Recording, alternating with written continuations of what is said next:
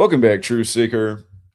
Put out a short video on the Christmas Eve and Christmas flooding in Southern California and then the Bay Area yesterday. And I want to look more into detail today. And the detail is there. And again, this is going to be a call in show. Once I finish this presentation, which shouldn't take too long, we will open up the lines. And I'd love to hear from people who think, this is just a bunch of nonsense. I'd love to hear from you because what I'm going to talk about is something I've talked about endlessly for a decade. I've written a book about. I've had Vice News attack me for. We're going to go back and look at that article because we're going to see just how ironic the attack is in light of what's happened here today. It's going to feature the exact same pattern that they made fun of that I've educated about 1,000 times. And then we're also going to see what Jesuit-educated Gavin Newsom has to do with all this. The governor, once the mayor of San Francisco. Of course, San Francisco, it's associated with rainbows like the biblical flood of 40 days and 40 nights, like he's the 40th governor. We're going to see just how perfect all of this is. And notice it's been a theme this year. Holiday natural disasters, the 4th of July, the terrible flood in Texas. We talked about why that mattered. It wasn't far from where Lyndon Johnson came up, the same Lyndon Johnson who said, who controls the weather controls the world. And here we are in 2025 when the U.S. military published a document in 1996, nearly 30 years ago, about owning the weather in 2025. And realize this didn't just start in 2025, but it's been a pretty bad year for natural disasters. Started off with some terrible fires by the numbers there in Los Angeles, and fires to start the year, flooding to end it.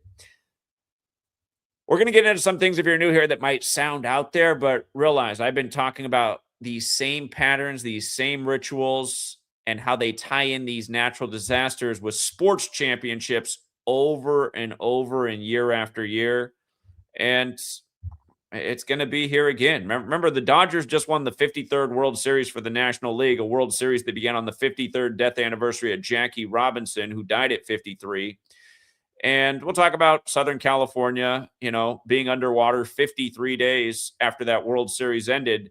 But we'll also talk about why it matters that the flood rain started the day before, 52 days after. Of course, that'll go back to the recurring pattern all throughout history. Again, if you're new here, look up this document from the U.S. military, Weather as a Force Multiplier, Owning the Weather in 2025. It's interesting that you can look up this document from the U.S. military's own website. But when we first came across this document, the document was 52 pages online. And, we covered that time. We said, oh, what are the odds it's 52 pages? That number that has everything to do with flooding. And just like how the first act of weather warfare was admitted to in 1952 on the Jesuit order's birthday, like Gavin Newsom's one of many Jesuit-educated people in high places that world rituals get synced around, just like Cootie's 19 he was so instrumental in.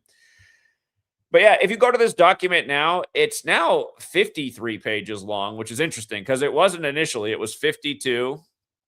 So somewhere in here, somehow, some way, they figured out how to add an extra. Oh, wait, it's back to 52 now. Okay, good. It's back to 52. Okay. For a minute, it had gone up to 53. We were looking at it. We're like, how did it change to 53? But yeah, there it is. The 52nd page is the last. So page 52. And again, 1952. Look up the Lynmouth flood in the UK, a military experiment gone awry that ended up in washing away a village and killing 30-some people.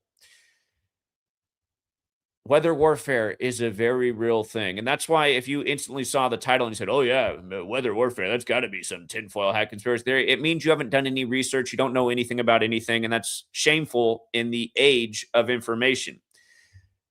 For anyone who would then go, oh, okay, now I know this. What am I going to do about it? Here's what you're going to do about it. You're going to go out and demand that this be stopped. Imagine if all of America today was focused on weather warfare because we know who's doing it. And if you don't know who's doing it, it's your own government, your own military empire. And if you don't know why they would target you, it's because they don't give two shits about you. This country is run by an elite corporate banking class that would love to wash your sorry ass away and come in and take your property for pennies on the dollar. Not to mention all these world leaders agreed to at the start of the 90s, Agenda 21, and now it's been turned into Agenda 2030. And don't forget, Agenda 2030, the last day of the meeting, was also on a very special day to the Jesuits, the anniversary of them being recognized by the Roman Catholic Church. But again, they agreed that by 2030, they want people to be consuming a lot less. Part of that idea is to make things a lot more expensive. Have you noticed prices rapidly rising across the board everywhere? What do you think this weather warfare does in all these major environments that creates all this property damage? Have you noticed your insurance costs, whether it's for your home or your car or anything else, have skyrocketed in recent years? Are you one of many people that's struggling to pay the bills and is going more and more in debt? Again, all of these are components in the plan. And again, this is how they're executing it. They're executing it with things like Cooties 19. You know what that is, right? Gavin Newsom, he was instrumental in Cooties 19, the first governor to lock down his state. Things like this, every other thing going on, all the needless wars, everything they do that creates more terror and chaos in the world, that causes them to need to print more money, that creates more inflation, that makes everything more expensive for us. It's all part of the plan. And it's all executed the same Kabbalistic way. So I got to go back and read this article now from 2017 about when the Astros beat the Dodgers in the World Series. One of many times we patted our pockets off these rig sports, just like we did again this year. We knew it was going to be Dodgers over Blue Jays before the playoffs began. And we had the Blue Jays with Hugh Johns to win the pennant before spring training even happened. And we knew the Dodgers had a good shot to be there in the World Series this year, but we didn't think they were a lock this year at the start of the season like we did the year before and in other past years. Anyway, I got to read this article because it's going to reflect exactly with what just now happened in Southern California. So this is November 20th, 2017, a hit piece written by Vice News. And if you guys recall, at the same time, Sports Illustrated wrote the same article about somebody online. The difference between the two articles was Vice News named me and Sports Illustrated kept it anonymous, but it was very obvious. It was the same damn article. So it was obvious they were also writing about me. Anyway, what you are watching above is this is the I'm just going to read this Vice News article and then we'll get into it and how it perfectly relates to what happened today, or for this Christmas holiday, I should say. What you are watching above is 8 minutes and 33 seconds of commentary that intends to prove the World Series in all sports really was rigged. It involves Matt Harvey, Hurricane Harvey, Sports Illustrated, Gematria, an alphanumeric cipher that assigns a numeric value to words and phrases, and Charlie Morton's pitch count. The video comes courtesy of a guy named Zachary K. Hubbard. That's yours truly. And he is convinced that everything is rigged. News, politics, the weather, sports, everything. Notice that's not everything, right? But those things are rigged. The things in the mainstream are rigged. Again, you now are aware of a document from the military about owning and controlling the weather. Getting down to the brass tacks, Hubbard posits that the Astros World Series victory was foretold by Matt Harvey's start in Houston, which just so happened to be the first start after the Houston area was devastated by Hurricane Harvey. That start, coincidentally, was 52 days before the start of the World Series. Hold on to your butts because we've only just scratched the surface. Again, I've written a book about, I've educated on this video, this number, and made who knows how many videos over the last decade about 52 in weather warfare. Because it just happens. They just did it in a major way to the Pacific Northwest with the flooding in the Seattle area and then in Oregon. And notice 3 Thursdays in a row, major flood stories on the West Coast, from Washington and Oregon to now California. And Thursday equals flooding in Gematria, the practice of coding numbers into words. And don't forget, I just talked about how the Rams going into Seattle, where they got upset in the great comeback. Remember the Seahawks' first ever 16-point comeback in the fourth quarter to start week 16. After that same day, you had the death of number 16 from NASCAR, Mr. Biffle, who's also from Washington State. But remember, the Rams were 5-2 away. The Seahawks were 5-2 at home coming into that game. And in back-to-back weeks, the Seahawks were playing football while the Seattle area was flooded. And the latest flood was on the 52nd day of Bill Gates' age, who's Mr. Climate Change. And in the week before, they brought Phillip Rivers into town 6 days after his birthday. After 6 rivers had just flooded in the Seattle area, causing massive devastation. And then the Seahawks barely won the game by scoring exactly 6 field goals, putting up the 18 points with the 18 seconds left. Anyway, 52. And by the way, if you spell out 6 as a word, it even equals 52, like flood, like the 6 rivers. But yeah, coming down, it has me quoted. It says, the reason that matters, this is about the 52 days. Again, Matt Harvey pitched in Houston after the flooding of Houston 52 days before the start of the World Series. And Fox News even had the audacity to interview a woman who lived on a hill who was the only house not flooded in her Houston neighborhood after Harvey. And they asked her how she felt about being the only not flooded home. Her answer was, I feel like I've won the World Series. Again, I used to have that clip on my channel that's been deleted 20 sometimes by this horrible, evil platform that is run by the same Jesuits that control your entire nation. And that's why the channel has been deleted 25 times. But anyway, the reason that matters is because the word flood in gematria equals 52. And for anyone who doubts that Google's run by the Jesuits, just look up what day they celebrate their birthday. It's the same day the Jesuits are recognized by Rome. But anyway, the reason that matters is because the word flood in gematria equals 52. Houston flooded on a date with 52 numerology on August 27th, the 239th day of the year, which is the 52nd prime number. It was also 27 years to the day of Stevie Ray Vaughan's death, whose best-selling album was Texas Flood. And notice all of this article is written in like this mocking tone, like, oh yeah, I'm sure that's not a coincidence. I'm sure that's not a coincidence. And this stuff isn't a coincidence. It's why the same pattern keeps unfolding. And then it goes on for some more mockery, even though I'm 1,000,000% correct, because we show year after year how these games are rigged, and we call it from the start of seasons, and we show how it's scripted from the final score to the box score. But anyway, it goes on. In light of these numbers and some other extremely reasonable stuff about the government causing flash floods by doing chemistry in the sky, and Charlie Morton recording the final out of Game 7 on his 52nd pitch, it's pretty obvious that baseball is no different than pro wrestling. Now, he ignores a lot of what I pointed out about Charlie Morton's 52nd pitch. The batter just took an absolute shit swing to just ground out on purpose at a pitch that there was no reason to swing at with a count in his favor. It just obvious script. I mean, just a half-ass swing to end the World Series on the 52nd pitch. And again, you learn this knowledge, you realize that stuff is scripted this way. We prove it day after day. And the only people who don't recognize it are the people who don't want to recognize it and take zero time to look into it. They're the kind of people that come to an immediate conclusion. Huh, yeah, right. Controlling the weather? Yeah, right. Like, yeah, right. Your U.S. military started conducting experiments to control the weather. On record, the earliest one is, God, I can't remember. I know the first hurricane experiment was in 1947, and I believe there were some even before that, but for almost 100 years now, your U.S. military has been trying to figure out how to influence and control weather. So, you know how far technology's come since 1947. Here we are. And again, this brainwashing that you've gone under for all your life to think your country's so great and it cares so much about you. I mean, you got to be stupid to believe that shit. Your country doesn't give two shits about you. Not two shits. All they care is that you pay your taxes and keep giving them money, the ruling class at the top. That's what they care about, that you keep paying your taxes and following their bullshit rules. That's what they care about. But they give us roads and sewer systems. Yeah, they give you things so that you can keep their industry going and paying taxes and keep you just comfortable enough so you're a happy, content slave. Yeah, that's what they do. All right. So go figure that the flood rains started 52 days after the Dodgers won the World Series on November 1st. And again, that was December 23rd, just before the place started to flood. Again, you can read the flood rain started December 23rd, 52 days after the start of the World Series. Let's go through all this piece by piece. So the day that the flooding first happened was, well, I should have made the point that the flood rains did come down 74 days after Gavin Newsom's birthday. That's the 52nd composite. Remember, flood equals 52. Remember what happened on 7/4 this year? The flooding in Texas.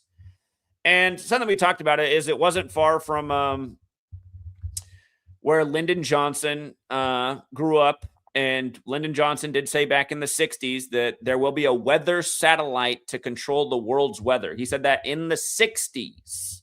Not a conspiracy theory. It's what he said. Why does it matter that weather satellite equates to 249? Because the flooding happened in Texas, not far from Lyndon Johnson's hometown, on the country's 249th birthday. And weather Texas, you can see it's also 66, like Texas. Again, if you're new here, these are the 4 base ciphers of the English language. I didn't make them up. They're written about in a book by Manly P. Hall, The Secret Teachings of All Ages. They're just based on the alphabetic order. The alphabetic order, the reverse alphabetic order.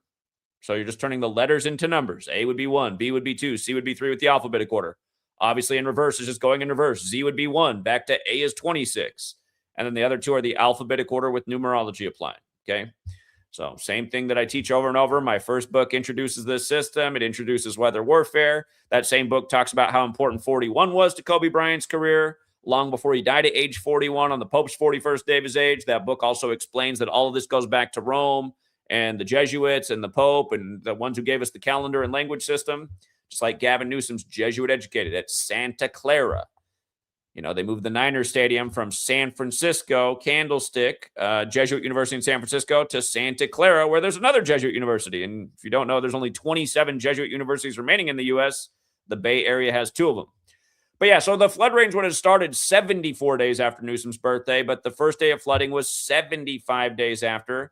This number comes up in the weather patterns as well. You can see the overlap with the Jesuit order and weather control. Again, they run the show. They control this nation. The first act of weather warfare admitted to in 52s on their birthday, and on and on and on. But you can see the way the Jesuit order and weather control overlap. I've talked about these same patterns with weird weather in California and Newsom in years past. This isn't new. But okay, 75 days after the flooding begins.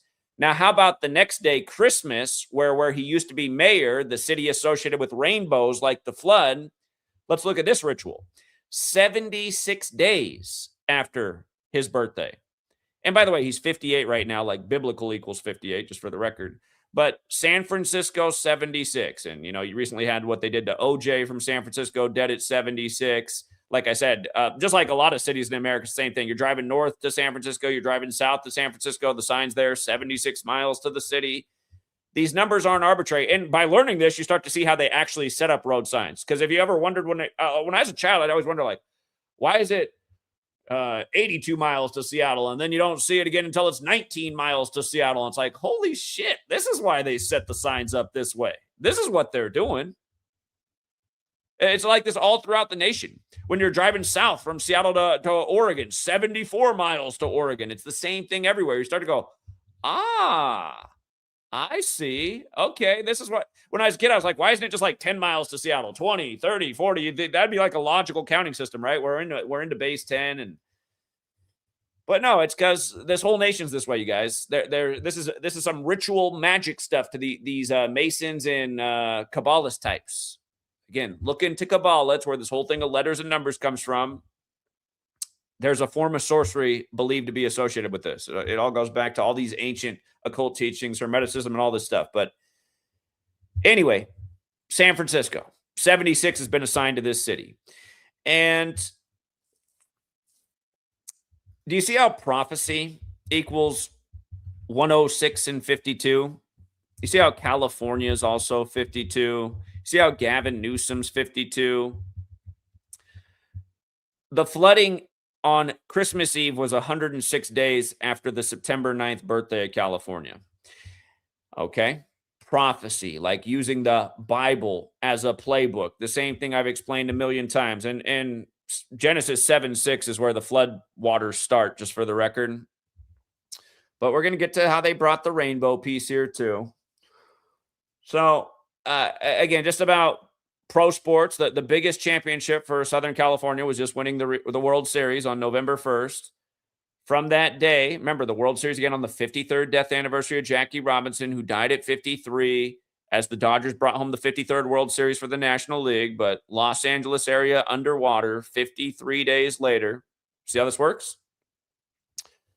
Remember that article that Vice News wrote? They cut out a lot of information. I talked about how LA was burning with the La Tuna fires, how Houston was underwater with Harvey, and how water puts out fires. Part of my theory for why Houston was going to beat LA in that World Series, which we called out in August. We had ideas about both those teams at the start of the year, but we were 100% certain with the way they lined up the La Tuna fires and the Harvey flooding. Anyway, here's the 53 component, because 53 was big on the World Series. But again, the flood range started the day before the flooding, so it was 52 days after it ended. And again, in the base ciphers, flood, earth, and Lil. this overlap all across the board.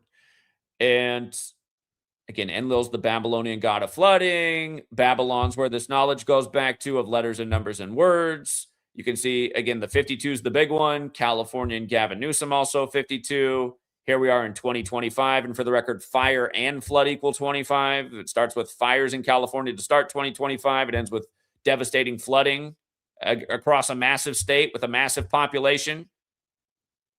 Again, doesn't matter if you live in California or not. This is going to cost your insurance premiums to go up more and more every single month. Think about how many properties have just been destroyed on the West Coast, going from Washington to Oregon to California in 3 consecutive Thursdays when Thursday equals flooding. And yeah, Genesis 8:3 is where the biblical floods ends after 150 days. For the record, Illuminati's 150. Again, the Illuminati was founded by a Jesuit.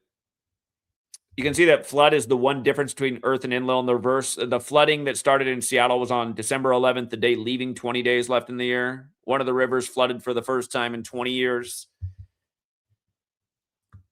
Yeah, up here in the Washington state where I am, they showed a lady who had started working at a bar when it flooded the last time 20 years earlier. And she was saying how bad her luck was because she just bought the bar from the owner a few weeks before the flood happened. And how she's like, I feel like I'm ruined now. I worked 20 years to get here.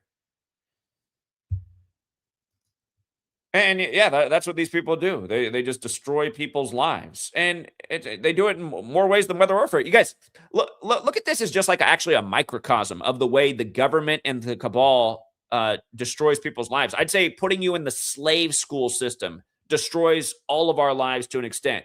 It's not meant to help us reach our pinnacle. It's meant to indoctrinate us. It wastes a lot of our time. There's just so many things that are so bad about our school system. And for the record, school does equal Jesuit order, and that's not an accident. It's a special number 72, just like the biggest Catholic Jesuit day of the year just passed yesterday, Christmas, the 359th day of the year, the 72nd prime. Remember, it's all about the sun's birthday, the sun that moves 1 degree on the astrological wheel every 72 years. That 72 number goes back to Kabbalah because there's 72 names of God in Kabbalah. You're celebrating their God's birthday on that day. For anyone out there going, their God, that's my God too. No, it's not. You're just an indoctrinated person that has swallowed the lies of authority, including their religion, including a lot of their historical bullshit. Almost everyone who's already turned off the video, they've swallowed the mindset they want them to have, which is just pure ignorance. Just tune out right away. Oh, no, that's a conspiracy theory. No, it's not, moron. It's what your military's doing, and I wish they'd wipe your sorry ass away for all the people that are like that. That's why I almost cheer on the cabal at this point, because I know I'm talking about 90% of this country. Just dumb, ignorant, willfully ignorant people that will swallow any lie from the authorities. And I realize it's because they've been indoctrinated from birth, but so have all of us. And the only people I see as worthy at this day and age are the people who have the mindset and capability to break that mental control that was put on you from a young age. Everyone else, in my view, is pathetic and a useful idiot and might as well just get swept out into the Pacific or whatever ocean they're nearest to. Get them out of here. This is the same trash that's dragging us all to hell. Everybody who's out there going along with all the Cooties 19 shit, putting on their slave muzzle, putting a sticker on themselves because they got a shot. These people are useful fucking idiots, and they're helping destroy all of us. For anyone who went along with Cooties 19, you are dumb as a box of rocks. That was the most obvious lie in the history of lies. And don't forget who was calling it out from day one. Don't forget who was gathering people out on the streets of America to call it out and expose what was actually going on. And don't forget who wrote a damn book about it before they even gave you the clot shots and told you exactly when they'd wind their scam down, when the year of the tiger came around. Remember when it all began? Tiger Woods. He had to eat his master's dinner by himself because of Cooties 19. And Pink was out there with her son who almost died, all dressed up like a tiger, and a million other stories like that. Almost every celebrity coming out in tiger print to talk about how they caught Cooties 19. It's all in front of your face. People are just blind. And there's more to the gematria year of the tiger. It matched the gematria of what the simulation was, the same one that went down on the day the military world games began in Wuhan, China, October 18, 2019. But yeah, it's so annoying to see through all this stuff and see it a million miles before it comes, like how we called it out in 2015 that they'd have their biggest scam ever for the world in 2020 because they know everyone's blind and they don't have 20/20 vision and they can't see clearly. But yeah, and it's just like this too. People who are awake are telling me in last night's video that the tic-tac-toe patterns in the sky in Southern California have been crazier than ever for the last 2 weeks. That's what's so pathetic about humanity. What do you mean they're doing stuff in the skies? Like, what do I mean? Are you blind? What was the plane? Are the planes lost up there? Are they lost again today? What are they doing? A million X's and O's through the sky up here? What, are you blind? How can you not see it? It happens all the time. It's a perfectly blue sky day. And the next thing you know, it's tic-tac-toe city everywhere. It's just nothing but lines everywhere. What the hell are they doing? And now my whole sky is just a gray film. And now next thing you know, some clouds are gathering. We got some low precipitation today. It's like, huh. I don't remember as a child clouds ever forming this way. I remember forming from whatever the hell's coming out of the back of those planes up there. And people think that's a conspiracy theory. It's happening right in front of their face. So anyway, Gavin Newsom, 40th governor of California. Isn't that the number that you associate with the flood? 40 days, 40 nights. Again, 76 days after his birthday, San Francisco, 76 land floods, when Genesis 7:6 is where the flood begins. And then at the end, he gets the rainbow. Just like if you go to San Francisco and you're in the Castro district, there's just rainbows everywhere. Remember also in the Old Testament, God wants to destroy places because they're gay. Again, just using all the Bible as a mockery. But hold on, let me come down here to the rainbow part real quick. So from the state's birthday, right, to the flooding in the San Francisco area was 107 days, right? And look at the gematria of rainbow in the base cipher.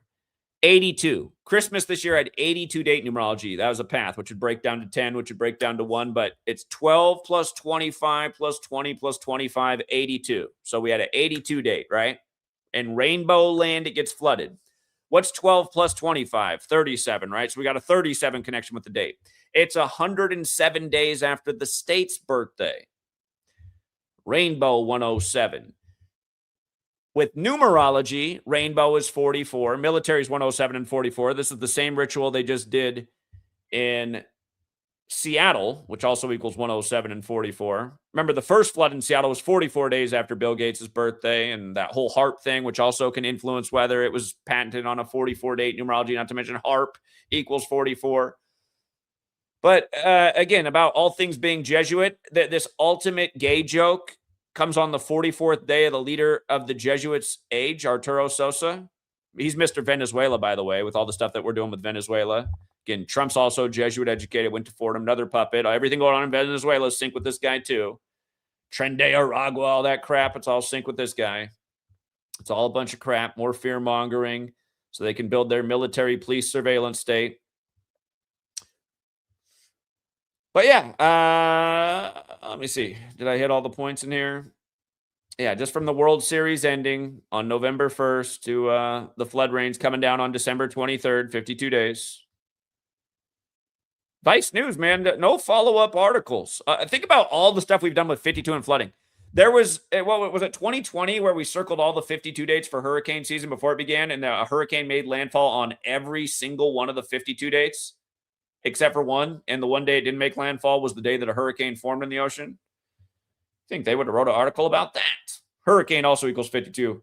Remember how we said Florida was going to get it bad while The Rock was 52 years old, born on 5/2? If you guys remember the Hawaii floods the other year, blamed on the winds of Hurricane Dora.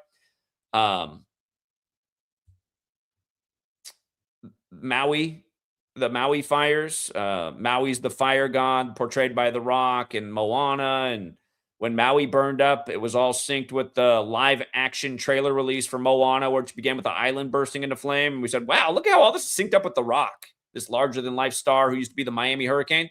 We said next year he's going to turn 52. Just wait until we see what they do to Florida while he's 52. And those two massive hurricanes that did a lot of devastation, the places that still aren't cleaned up from last year. It was all perfectly coordinated. If you missed all of my work on that, you should check it out. It was all about this same number. All about this same number, just over and over. We also called two California earthquakes to the day while The Rock was 52, because California's also 52. We had the days circled months in advance. Earthquakes hit on both days. Now, one thing I was happy that I was wrong about is there was no major earthquake in California while the state was 174 years old. We'll take that as a win. That was a prediction I wanted to be wrong about. But anyway, yeah, and like I said, I was just talking about, the Rams coming in 5-2 to Seattle on the 52nd day of Bill Gates' age, 5-2 on the road, while the Seahawks were 5-2 at home. And they gave Seattle the week 16 first ever 16-point comeback to make the area feel good, who was battling with a week of nonstop flooding and property destruction. And notice 81 caught the winner. It was on the anniversary of Kobe's jerseys being retired. Kobe Bean Bryant, 81. He had that career high 81 in his 666th game. Like Mark of the Beast is 81, and 81 catches the game winner on Kobe's jersey retirement anniversary in the place where they had the beast quake, because again, they love to use the biblical references. They go over almost everyone's head.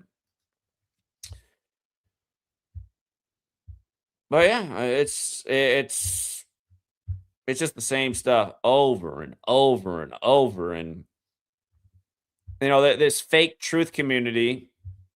Do you see anybody ever? I mean, who in the truth community talks about weather warfare? Like nobody. So I call it the fake truth community. Bunch of frauds out here, a bunch of controlled ops.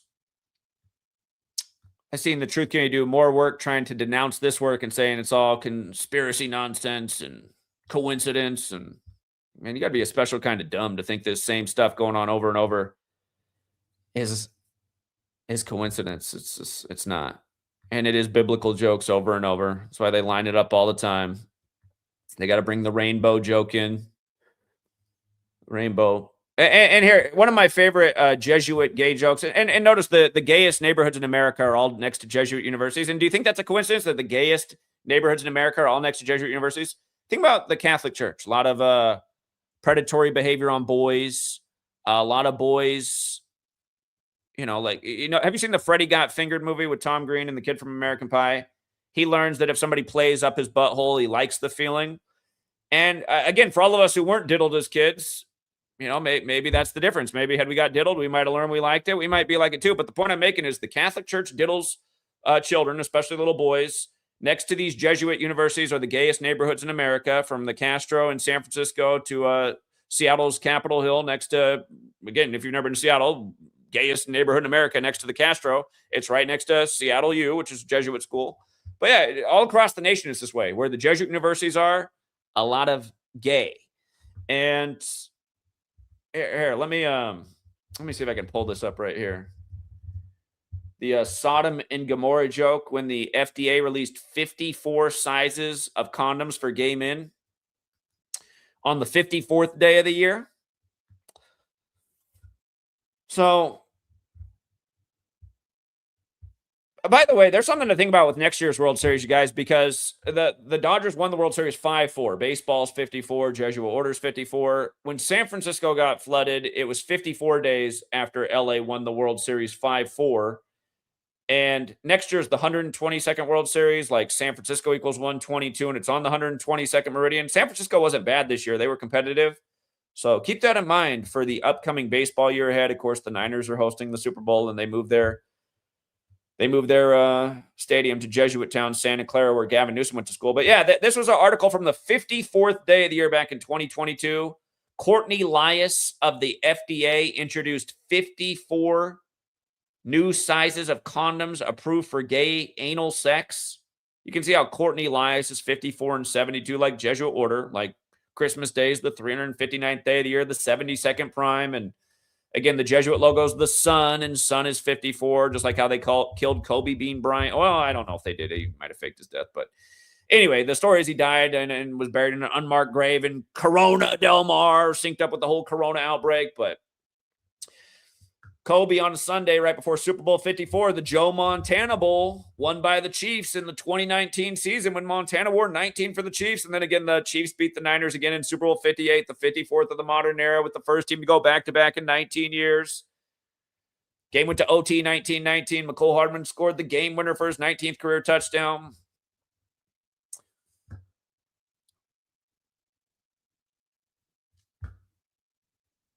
Anyway, 54th day of the year. Courtney Elias lets us know they used 252 men ages 18 to 54 for the anal sex testing to see if these ones could hold up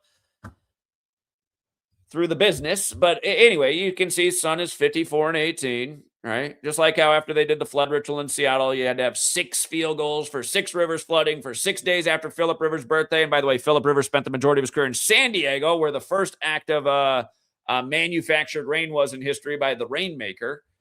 Look that one up. It was almost 100 years earlier. It happened in 1915. It was over 100 years ago, and that ritual was for NFL Week 15.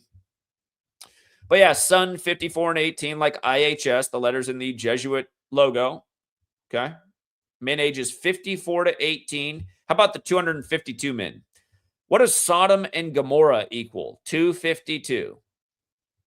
54 new sizes of gay condoms. These ones are probably especially popular among Catholic priests.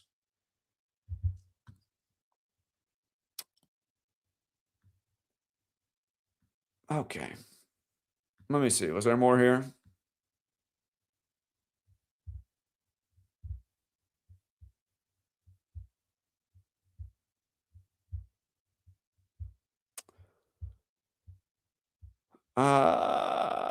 Yeah.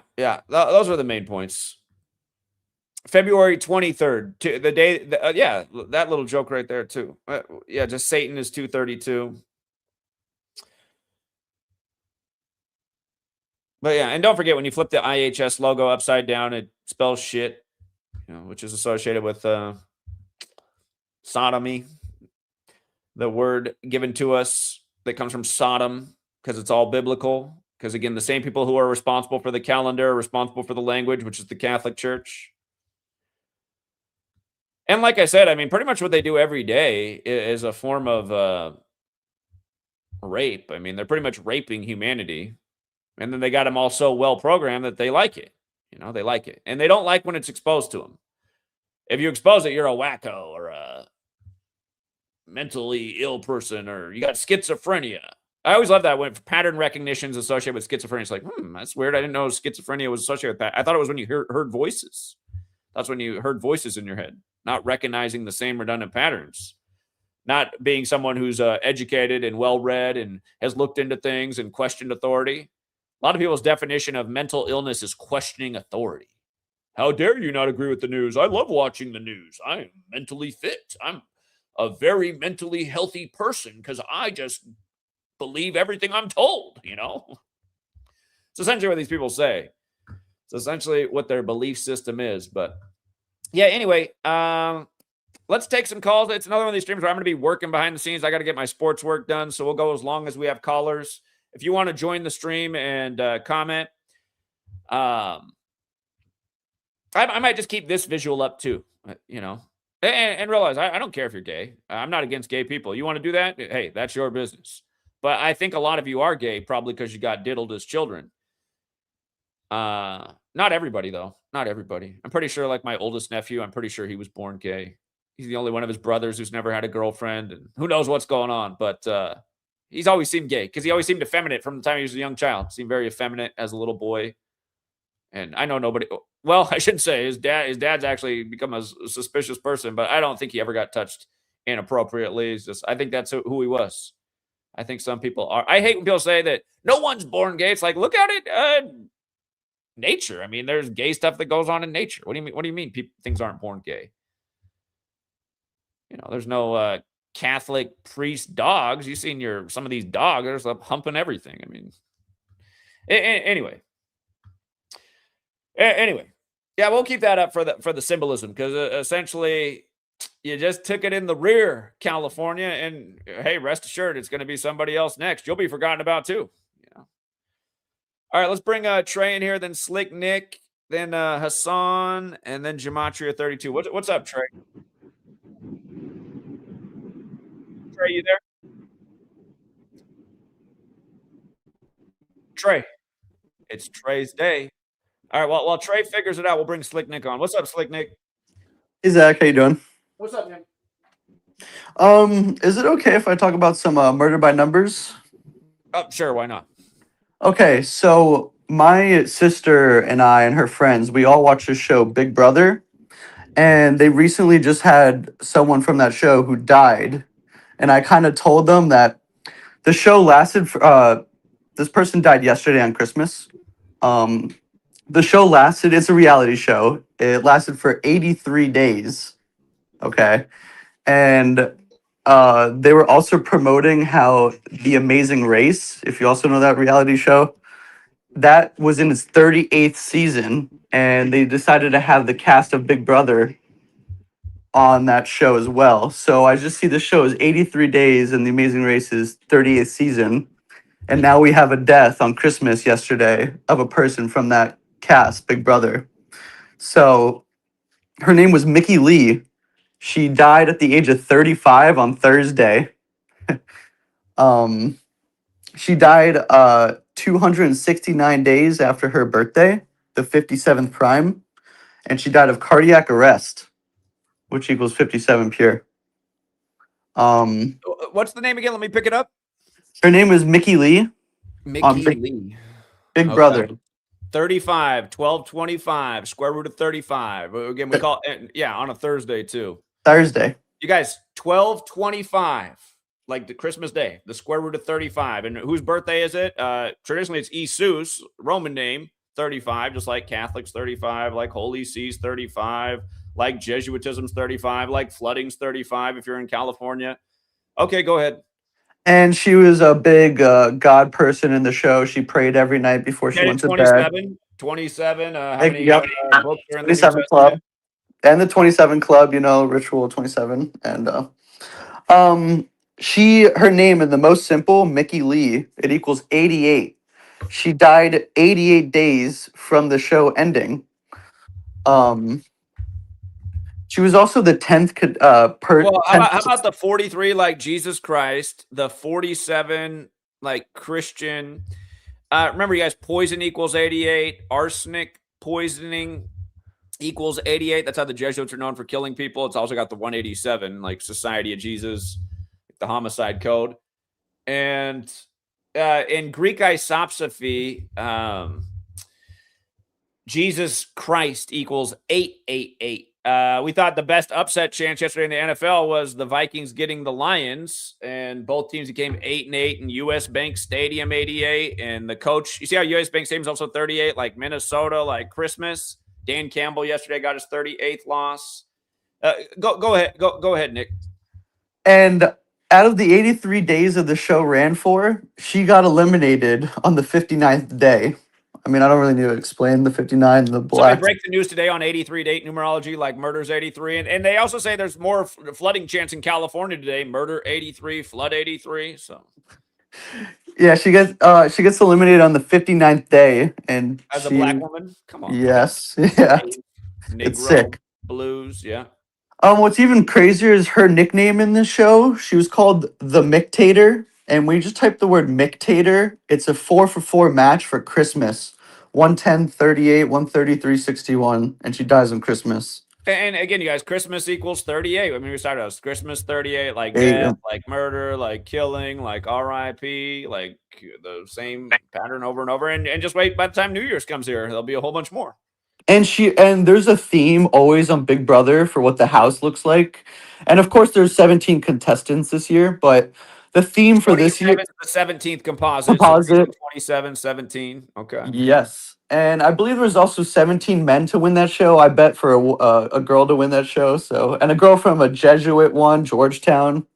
Sick. But the theme was murder mystery hotel. So, and then, come on. I mean, it's just sick. So he dies in an 83 ritual when murder's 83 and Murder by Numbers, the song came out in 83. Okay. And it's also connected to this other show, The Amazing Race, which it happened to be the 38th season where it held the Big Brother cast. And the guy who just won in that show, he won season 25, and death is associated with, death equals 25 and 38. So it's something. What did they say this lady died from? Cardiac arrest. Oh, yeah, because that was a common thing with 35-year-old women until recently. It hasn't gone. Now it's just a part of norm. It's a part of society ever since cooties. But Okay. 269 days after her birthday, the 57th prime. That's when she died. Cardiac arrest, 57. So just another murder by the numbers. Her friends were shocked when they saw this. Like I was like, damn, you did call that. Like just the murder code, you know? These people gotta wake up, these retards. But anyways, thank you so much. Have a great rest of your weekend and thank you. All right. Yeah. Great decode, Slick Nick. Thank you. Have a good one. Bye. Slick Nick came into the community because he was a student at Stoneman Douglas when that happened. So he was only in high school back then. Time flies, man. That was already Stoneman Douglas happened Valentine's Day 2018. Crazy. All right. I'll see if I can remember everything he said, but I'll do a decode on that later. Yeah. Yeah. All right, let's get out to the next caller. Maybe I'll just keep this up here. Keep this document up here. What's up, Hassan? Hey Zach, how's it going? Yeah, what's up? Hey, I've got something that it came up in the world news. If you have a minute, I'd like you to look into it. I know. Have you seen the whole with Trump lately in the last 2 3 weeks with the Somalis and the fraud that he's been talking about?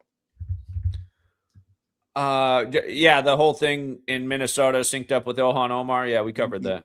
Um, Today, so Somalia is in the world news again today, not pertaining to the states, but they got a separate state in Somalia that's called Somaliland. And the president of that country was just on a video conference with Benjamin Netanyahu, and he just recognized Somaliland as a state exactly 119 days after the president's birthday.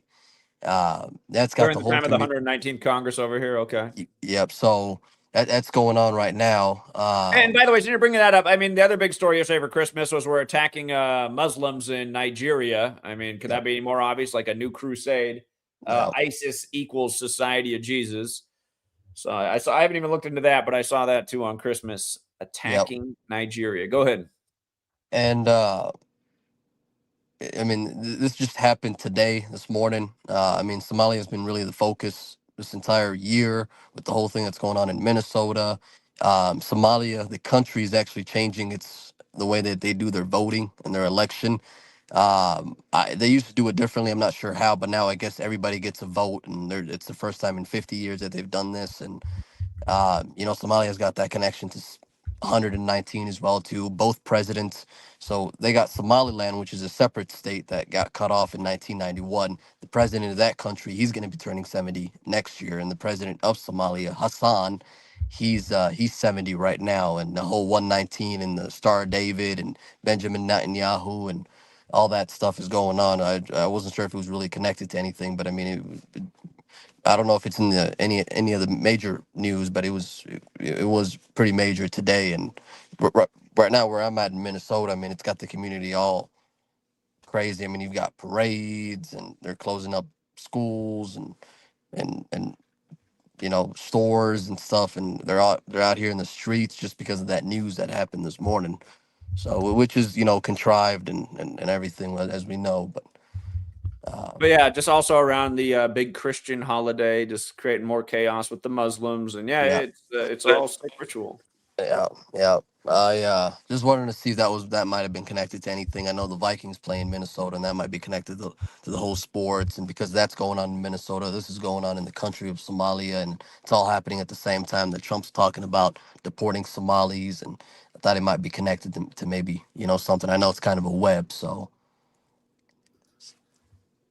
Yeah, we can see how it lines up with Ilhan Omar again, because I know when they started doing the ICE targeting the Somalis in Minnesota, that was all synced up with her. She got that October 4th birthday. Let's see real quick. October 4th, 2025 to today. 83 days later on 83 date numerology. And let's see. Let's see if that factors in here. and Somalia and Trump are almost a perfect match. 88-47. Missing one other number, or is and 25, I think. Somalia is also 47. That's the other date numerology path today.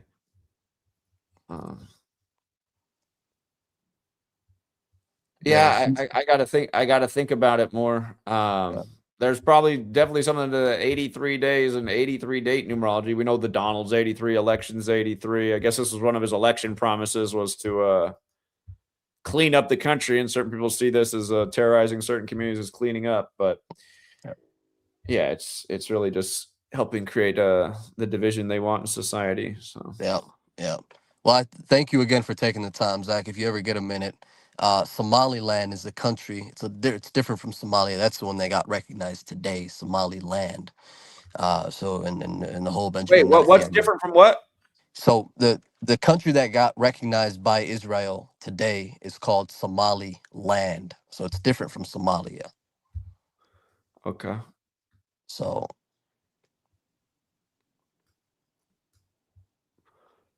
Okay. Yeah, I got to look more into that. yeah, so they got cut off in 91, so I think this would be 30 something years now, 35, 36. So that he was on a Zoom conference with the president, and it was exactly 119 days before his birthday, and that president got elected. I got to look it up. I mean, I haven't looked up when that president, from the time that president got elected to when it happened today, from Netanyahu's birthday to today, but he just got elected, I think, less than a year ago. So I think it was earlier this year when he got elected. But and Somalia, the other part of Somalia, Mogadishu, where Hassan and they're having their election right now as well too. So it's happening as we speak. With the whole thing that's going on in Minnesota, so they're syncing it up right now. What did you say specifically is going on in Minnesota today? I'm not sure if it hit the news just yet, but when that news broke out about Somaliland earlier this morning, a couple hours ago, I mean, I see it on YouTube and on Snapchat and on social media that a lot of the Islamic schools out there, they're closing down today. A lot of the shops owned by Somalis, restaurants owned by Somalis, they're closing down today. And they've taken the streets downtown, Minneapolis, St. Paul, and they got the flag and everything. And it's happening right now. I'm not sure if it's in the media yet, but I just watched it before I got on here, so it's happening. It might take a minute for them to get it on the news. It might be a little bit, but it's happening right now. I mean, you got thousands of people right now on the street because of that. Okay. Well, we'll keep an eye on it. All Appreciate right, it. Yes, sir. Thank you so much, Zach. You have a good day. Yeah, you too. Take care, man. Okay. What's up, Trey? Don't do it. Trey, can you hear me? Hey, Zach, can you hear me? Yeah, what's up? Yeah, I hear you. Okay. Sorry, I'm driving, so I'm in like dead spots. Might happen again. But anyway, so I just wanted to get on, man, because you hit the nail on the head once again. But with the the 90% of people in our country just like being willfully ignorant and having their head up their eyes and refusing to take it out. I honestly, I want to know, bro, how you dealing and coping with that, because I don't know, for me, I ain't gonna lie, bro, it's a little bit of a struggle, bro. I just like mentally, like having that in my mind, right? Because it's just, like you said, they're fucking down, man. Holding back, and You're cutting out a little bit, right? You're in I one don't of know. those It dead just feel spots like right now. You're in one of those dead spots right now, shoot. Trey. But when you say my shooting kind of clear, go ahead. Maybe drove out of it. Okay. Well, yeah, I was just saying that one of my main concerns with it, and that is that they're seeming to give us a lot of deadlines, right? Like owning the weather by 2025, and here we are, right? Seeing all this ridiculous shit.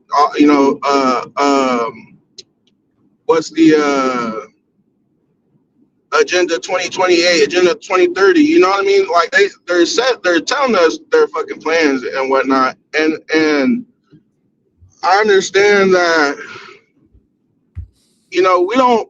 a big issue with this and what's going on is that we don't want a bunch of yes men. You know what I mean? We don't want people to just hop on That's the what we got. bandwagon and be like, oh yeah, we're gonna listen to everything you say. Yes, I will put my cooties mask Exactly. on. Yes, I will get your experimental pokey doke. Yes.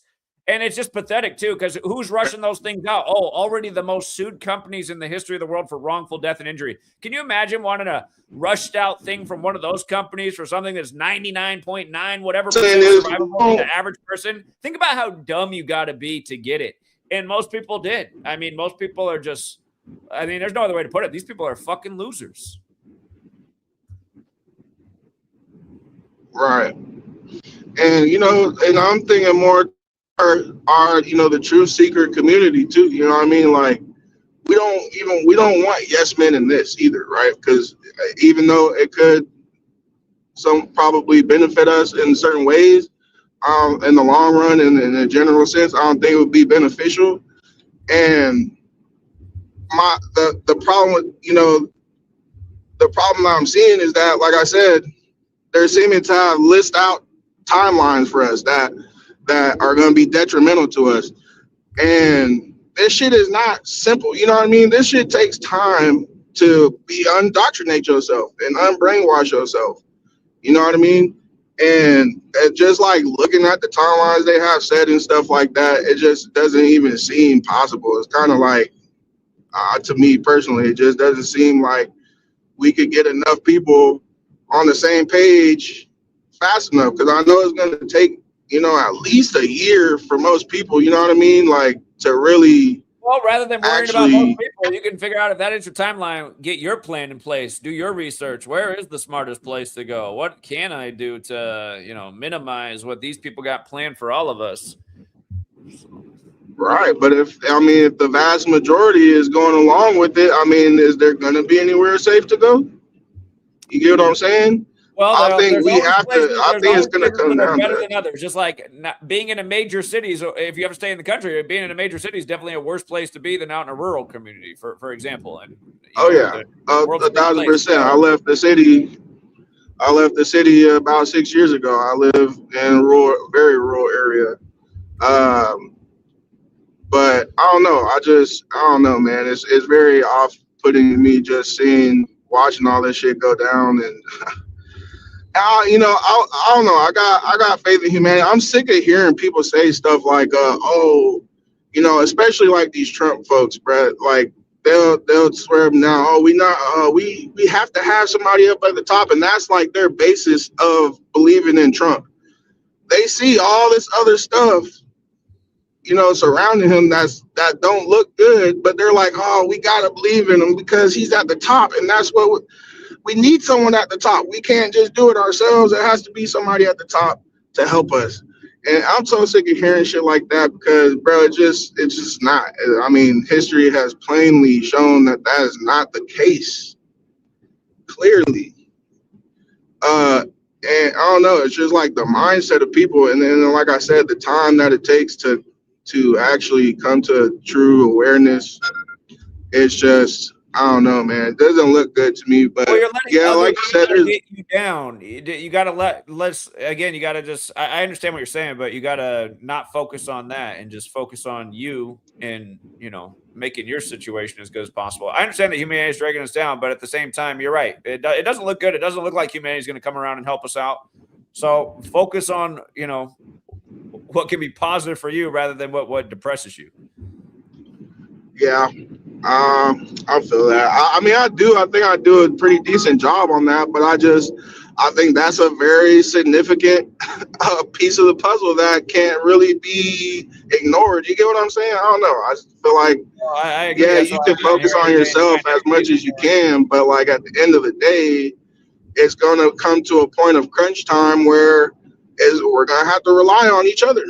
And people are showing that they're just not reliable, man. It's just like, I don't know. But to end it off we weren't raised to cooperate. We were raised to compete. And it's just like, you know, I mean, 4 or 5 years ago, I was really talking about how we need to come together and pool resources and make a plan and be some kind of resistance community. But I just realized it's just like all these people, you know, you know, people that were at first like, I want to do that. And then next thing you know, 3 months later, they're the ones working the harsh online to like slander me and undermine me. It's like the people that, I mean, we just live in this world where there's so many agents. I don't know if you remember who Bart is. King Richard just did a video that he just died unexpectedly for one of these Christmas rituals. He was somebody who tried to come in the community. And I see now he's from Ukraine and stuff. It just makes me wonder. He probably trolled the whole time, but he came here and he tried to act like he was our friend. And the next thing you know, he's dedicating all his time online to slandering me. It's like, who the hell's this guy? What's wrong with you? This is exactly why we could never have a community, because guys like him are the most about it. And then 3 months later, they're the ones trying to undermine it the most. Again, we're in a bad place because a lot of humanity are not good people. A lot of people are snakes. A lot of people are selfish. A lot of people are devious. A lot of people pretend to be things they're not. I mean, again, in all reality, like I said, Trey, since you see what's wrong with the world, focus on making the game plan to improve your situation as much as possible. And like I said, mitigate what very well might be coming in the not too distant future. Yeah. And go off what you said real quick too about the agents. You know what showed me? I mean, what truly showed me that they are like, they just got agents out the ass. Like they just could put people the insurrection. I mean, if you watched all that film and stuff, and how many police officers they seem to have had that was compromised, that was just letting people in and whatnot, and all the people in the crowd that was also pushing inward and just kind of trying to drag the rest of the crowd, the people that was probably there for good reason. Obviously, everybody there didn't know Gematria. Otherwise, they would have been talking words about it. They told a year in advance why they were going to install Biden. I hate listening to it. They stole that election. Yeah, they steal every election. Every single one's rigged, you dumb motherfuckers. So anyway, that's why that's natural consequences. Everybody who got in trouble there, it was because they were ignorant and willfully ignorant. If you haven't heard about this work in 2025, you're willfully ignorant. People are putting this shit up all over the internet. 10 years ago, had you questioned a single news story, I probably would have been the first thing that came up on a YouTube search back then. So again, there are consequences to being ignorant. Everyone who got in trouble for January 6th, and what were you doing there advocating for the orange Trump, the orange goon anyway? I mean, like I said, wash all these fucking people in the ocean over there up in the Atlantic. Anyway, go ahead. Yeah, I agree, man. I just, I mean, that's pretty much, I'll end off with a positive note that, like, I don't know if you are on social media like Instagram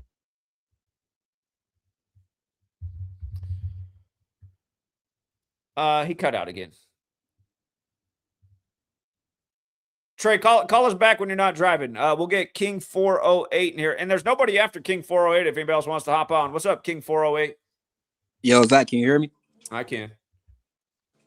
I just want to say, I don't want to sound dumb. I know you like people to be fast with you, intelligent. I just want to say, you're the fucking king, man. I don't know how to say it. What up, King? I'm just happy to talk to you. And I wrote a couple questions down for you. You guys, I you know what? It's nice to get compliments and praise. You guys, really, I'm not that much different than anybody else, other than the fact that I'm willing to question things and take the time to look into it. More people just need those. There's nothing that I have achieved or done that any average other person couldn't do, just for the record. But go ahead, King 408. All right, I'll come back to that later, but I understand. I definitely respect it. First off, I've been listening to you for, I think, about 2016, 2017. I think you probably remember me if I bring this up. I'm probably one of your greatest callers. Do you remember the guy who introduced you to the composite number theory, like counting the composite numbers? It must have been you. You must have been the composite guy. I know Zenith and the Alpha really started advocating it for it, and he created a buzz in the community, but it was probably you originally. Okay, go ahead. Yeah, I called you on stream one time because I remember you was talking about prime numbers, and then I was like, I thought you were joking when you said you didn't mess with the composite numbers because you're so smart. They're so common. The composite numbers are so common. I didn't think they would, but yeah, the composite numbers were a huge oversight for a long time. So yeah, congratulations, you were correct. All right. I just wanted to ask, I started listening to you when I was interested in sports. So that was the first thing that drew me to you. I think that was back in probably 2018, something like that. Is it okay if I talk about sports right now? Go ahead. It's open mic night. All right. So I All right, so I was listening to you for a couple years from 2018, and then where you really hooked me in, it was the Kobe thing. I'm pretty sure you got a lot of people down there. It just made so much sense. I shared there with so much people. It just couldn't be a coincidence to me. In my opinion, maybe somebody else think it is, but that was great. I just want to say the second thing I want to say is I'll start with this question. What was your most successful year in sports, Ben? Oh man, I don't know. There have been a lot of really successful years. I don't know. We've had a lot of great years. This year's been good again as well. I'd say that I know the one that I think hooked the most people was probably Brady Mahomes, because we put that one out for free and we were getting a lot of attention at the time because I talked about it when the whole George Floyd thing was going on. You guys were here. That's back when I was getting big numbers every stream.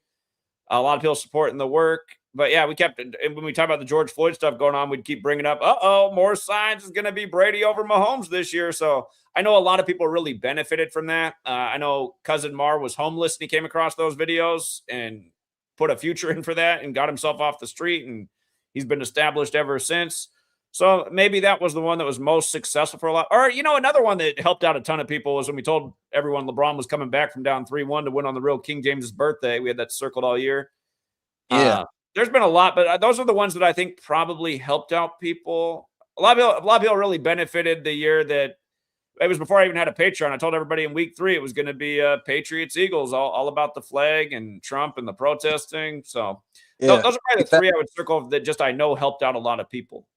Zach, do you think you get better over the for me myself? I'll say afterwards, but I want to ask you first. Do you think you get better? Do you think your years get better over time, or do you? Well, we learn more, but we don't do better as time goes on because they've changed the game. They've shifted the goalposts, and things that used to be super consistent aren't anymore. So it's a lot more challenging. It's just like when you play a video game. So now you can choose like beginner mode, intermediate mode, hard mode, extra hard mode. They've put a lot more bait out there. Patterns that we used to rely on, just we knew they were locks. They're not locks anymore. So it's a lot more challenging. Have more information, but a lot harder game to play at this point. I can't lie, Zach. I got to take credit for myself, but there's no way I can give you credit for opening my eyes just to seeing things. But I always had an open mind. That's the thing about me learning the sports as well and getting better over the years. Every time I think that I got it, I'm that great. There's always some shit that I fucking learn in a future. Like, oh shit, I thought I had this shit all under. Then I hear some more shit I didn't fucking know. It's like always keep an open mind. So I think over time we all get better. But I don't know. This shit kind of easy for me, Zach. Like I got to give it to you. Like I don't know. I could probably work with you on the side. Like I don't work with people because this work is descriptive. I don't know if that's the word for it. You want to. It's just too much for some people to comprehend. So I could work with you on the side, but my next question, I don't want to get into it. I'm just real successful with sports betting, but it's just started. So I'm not the richest right now, but I've been studying for like 7 years, so it's finally starting to pay off. I've been streaky over the years, but I finally figured it out now. Shit, but next question is who's going to continue to work after you, buddy? That's what I be wondering. Like when Zach leave, who is going to save us? Like all those other people, I don't know. I didn't. We got a lot of people doing the work. You got a lot of people doing the work, and I feel like if I ever did leave, other people would see an opportunity and pick up the void. I just think that's the way humanity is. We need you to set it up, bro, because you're the most authentic. Although I've had my ups and downs with you, Zach.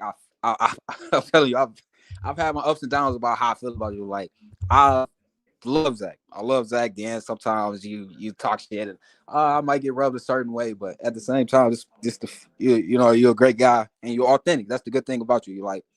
You always been authentic. Sometimes the shit funny. Like you don't go on rants how you used to anymore. But so I just think you should set it up. Like I don't know, maybe you should have a heir to the throne or something like that. Are you gonna teach your daughter about this work?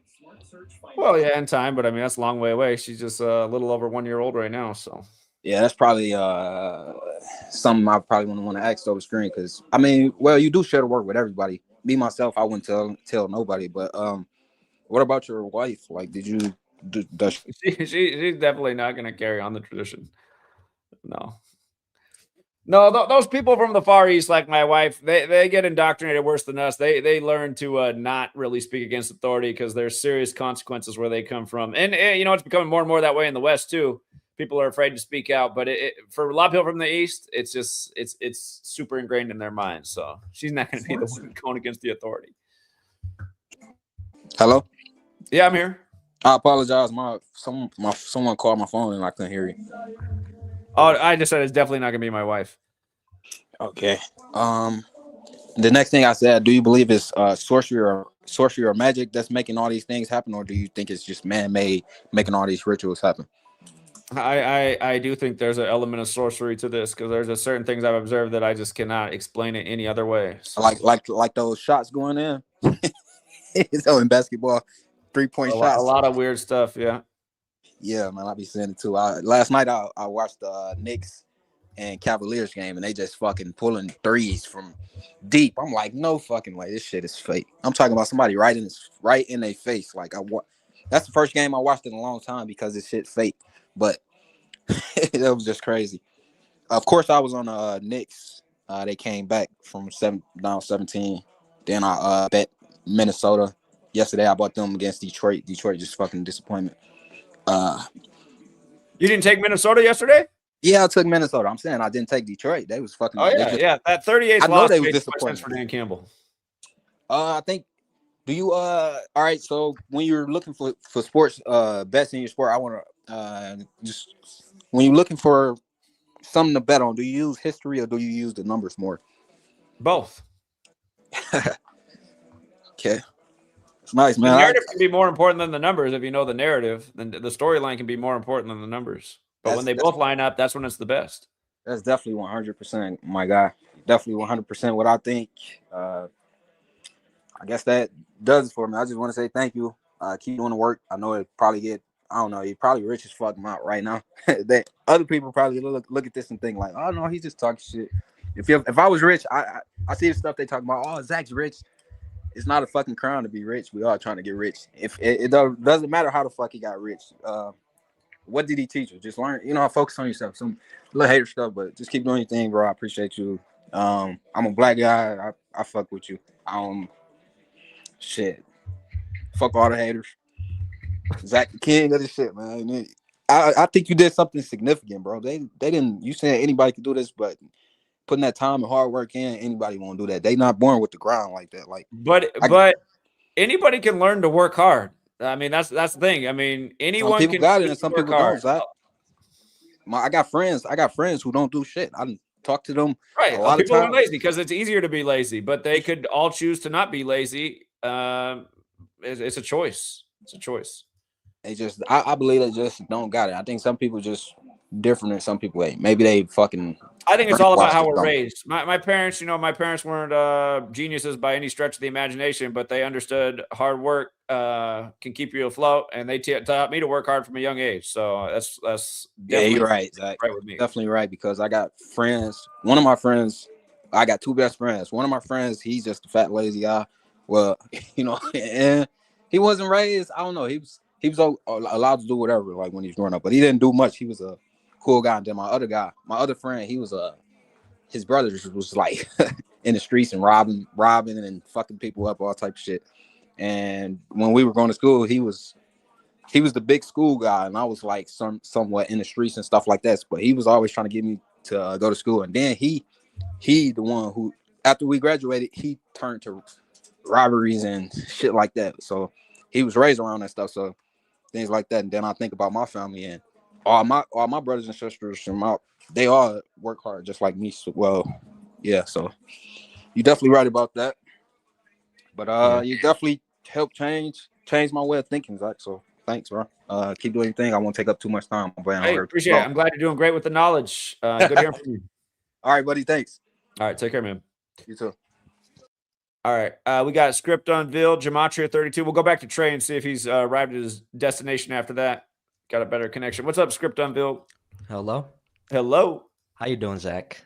Doing all right. Doing all right. Can you hear me well? You're loud and clear. All right. So, I mean, as you know, I specialize in European football, Premier League, Champions League. And if it's all right with you, I'd like to share a little prediction with Yeah.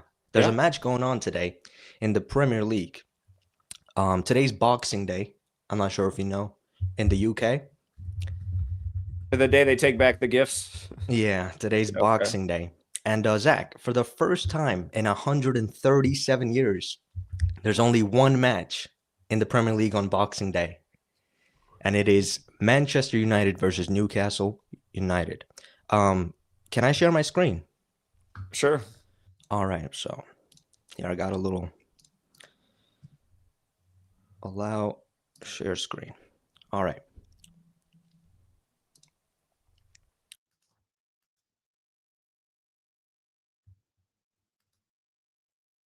Oh, whoops. Hold on. I did the wrong thing.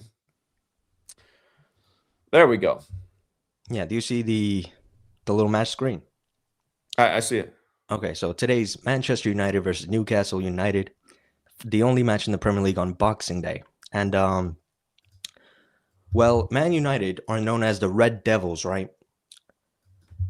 They're known as the Okay. Red Devils, and if you look at Newcastle's record, it's 6 wins, 5 draws, and 6 losses. So potentially, if the match ends in a tie, Newcastle will be 6-6 against the Red Devils. And that's, the 6-6-6. Sure. Yeah, I got it. But I think Newcastle have a better riddle to win, and I'm gonna share that with you right now. So check it out. Today is 101 days before the anniversary of the first ever meeting between the clubs, right? Okay. And Newcastle's manager, Eddie Howe, can get his 101st win with the club on Boxing Day against Man United, which both sum to 101. Okay. And as you can see, Boxing Day and United sum to 142 as well. And Newcastle have this player, the German fella. They just signed him a couple months ago. He's like their main goal scorer, and he was born on February 14th, 14/2. Okay. And I'm thinking he's going to score today on Boxing Day against Man United.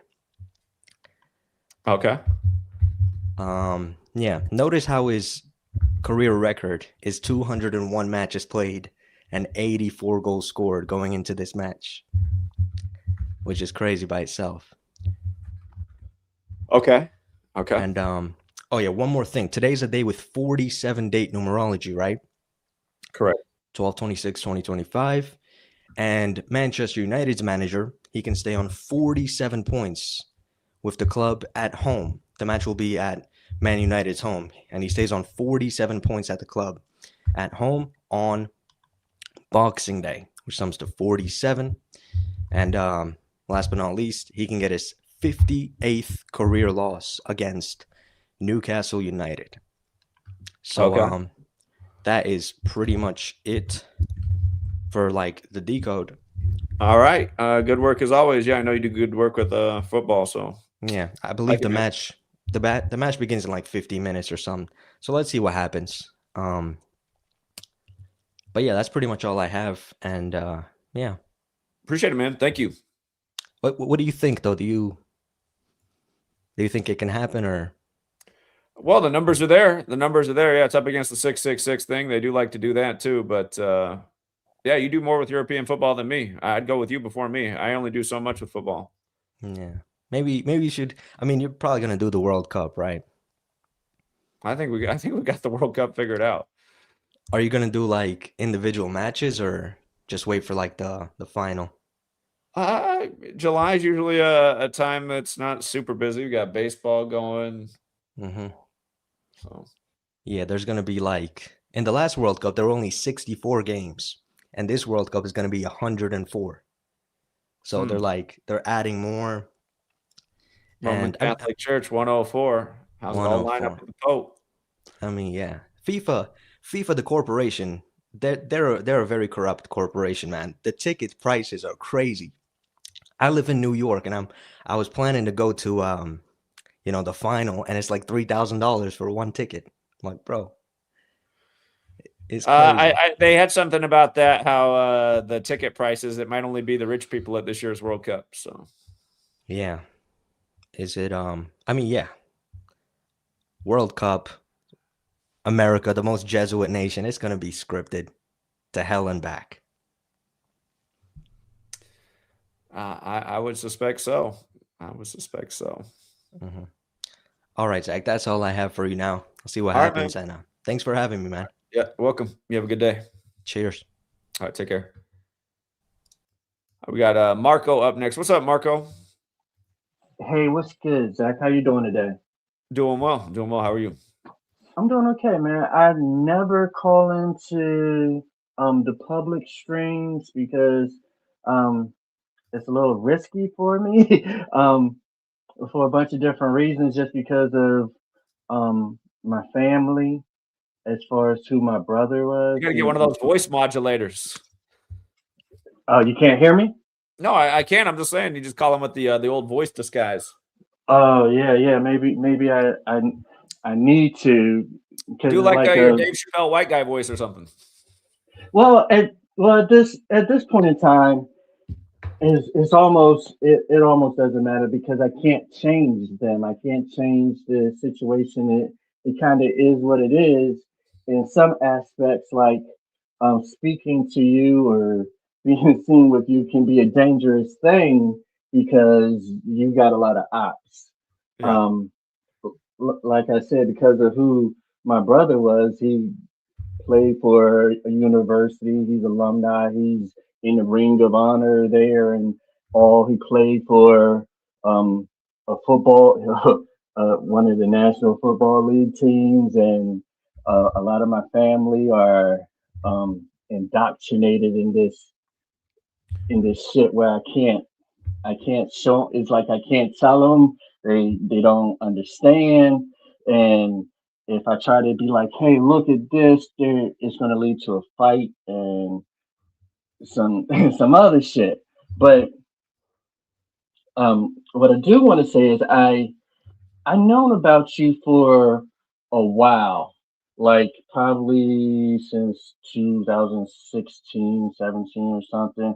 But I'm not sure what happened. I guess because you probably got um channel taken down or whatever, like you was gone from the feed, and I just recently found you again a couple years ago, and that was only because I don't want to say they're your ops, but you have people watching you.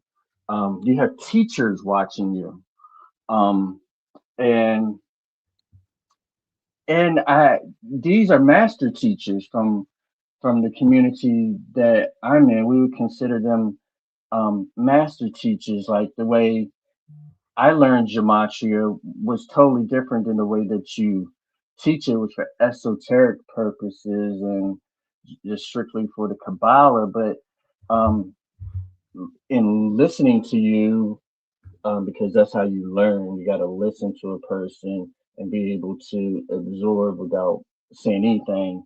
Um, and listening to you, I know what you are teaching is the truth, and I've seen it over and over again with the work. So it made me think like, man, it a lot of these people are just gatekeepers. Yeah. They give you a little bit. They give you a little bit, but they don't give you the truth. Like, because for a while I was thinking like, man, why isn't Zach able to collaborate with this person or that person? It seemed like it we could form like Voltron, but nah, they're gatekeepers. They're not really who they seem. But um, what I will say is I do appreciate your work, and you do have, like I said, you do have master teachers that follow you. Matter of fact, I'll even say this right now. Last year, um, uh, the internet knows, but one of the blue pill. Blue pill. He secretly follows you. And he was following you on. He was following you on the Kansas City pick. I don't know if he hedged. No, with yeah, when Kansas City played Philly in the Super Bowl, and he was giving out that pick because he was following you. I don't know if he hedged with the Eagles or not, but I know for sure. But I'm aware that they're aware of my work because they've even taken shots at my work in the past. They haven't acted like they're fans of the work. no, it's it's sections. It's only so it's like for there's a lot of people that like you, but they can't admit that they like you. like like yeah, like I said, it's really crazy is how the truth is. Like the truth is stranger than fiction, man. It really is. Um, but what I do want to say is, I appreciate your work. I'm just calling in and say that I never call into these live streams. But I saw you was on today, and just keep up the good job. And for those out there that are unsure about you, I can tell you all that he knows what he's talking about. It's isn't no fictional things, and if y'all can just listen and observe, y'all will see the truth. That's all I got to say. You have a good day, Zach. Appreciate it, Marco. Thank you, man. All right. We got Gematria32, then we got Richard. And then if anybody else wants to hop in, it is that top pin comment. What's up, Gematria32? How you feel about Djokovic scoring 61 on Christmas? Christmas 61, Christian 61. Jesus 61, Cross 61. Cross Church, yeah, Christmas, Sin, Christian, God, Jesus, Solar, Cross Church. Solar Can you tell Bill again why 61 matters? Oh, the seed of life. 61 circles in the flower of life. 13 in the fruit of life. Read Zach's book. Read Zach's book. You just got to read Zach's book. The first one. Again, just to remind people, gematria, the practice of coding numbers into words, means geometry in language. In sacred geometry, 61 is the number associated with God and the Creator. So, again, yeah, 61 on Christmas. And again, number 25 or number 15, 25 is the 15th composite. Anything that touches 15, Jokic performs exceptionally well. So, yeah, on the 25th goes nuts. Yeah, Holy Spirit 61, So I didn't have that one. That's a good one. Holy Spirit, huh? I got that from you, Zach. I got that one. Oh, maybe I forget a lot of things. Maybe I did cover that. Okay. Sorry, I got that from your book. I got that from everything I should go back and read my book. Yeah. Okay. Holy Spirit 61, another one. Everything I get is from you, Zach. So, No. So, tis the season that everybody's running up their credit card, right? Yeah, most people, correct. Yeah. Okay. Most people, right, to celebrate the whole. But how you feel about these people walking around with like 8, 12, 28% interest rate on their credit card? Yeah, it's crazy. I mean, that's why they want a society of useful idiots. Again, it's amazing that people will do that to themselves because that's a lot of interest you're paying.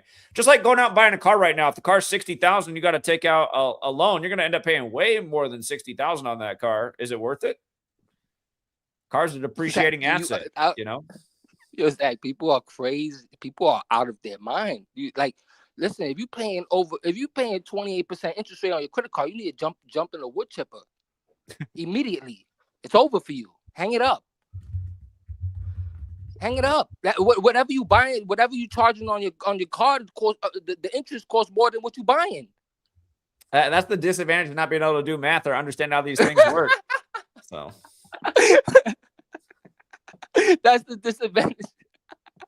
This is simple math. This is what I don't understand. That I'm crazy. You paying how much interest on your credit card, and you calling me crazy, and I'm sitting on a pile of cash. Yeah. Okay. Exactly. All right. I mean, it's just, and then at that, you must love the abuse because you keep on going back for it. They keep going back for it. Yeah, yeah. I agree. Explain that to me. I'm trying to wrap my head around that. Who anyway, wow. And then you know, just the people they admire. It's like, yo, I don't think Dave Chappelle was never funny. Ever. Well, he was definitely funnier in the 90s than he is now. Name a comedian that he's name a comedian that he's funnier than. Well, there's a lot of bad comedians. I'm talking about like a Carlin and a you know what I'm saying? Like, he's not up there with them. He's not.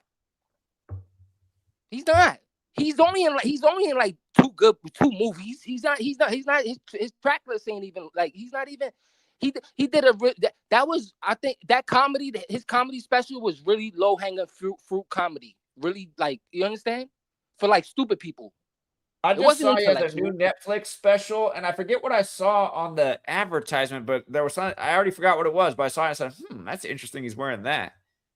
I'm talking about like the Chappelle show. I don't think it was funny at all.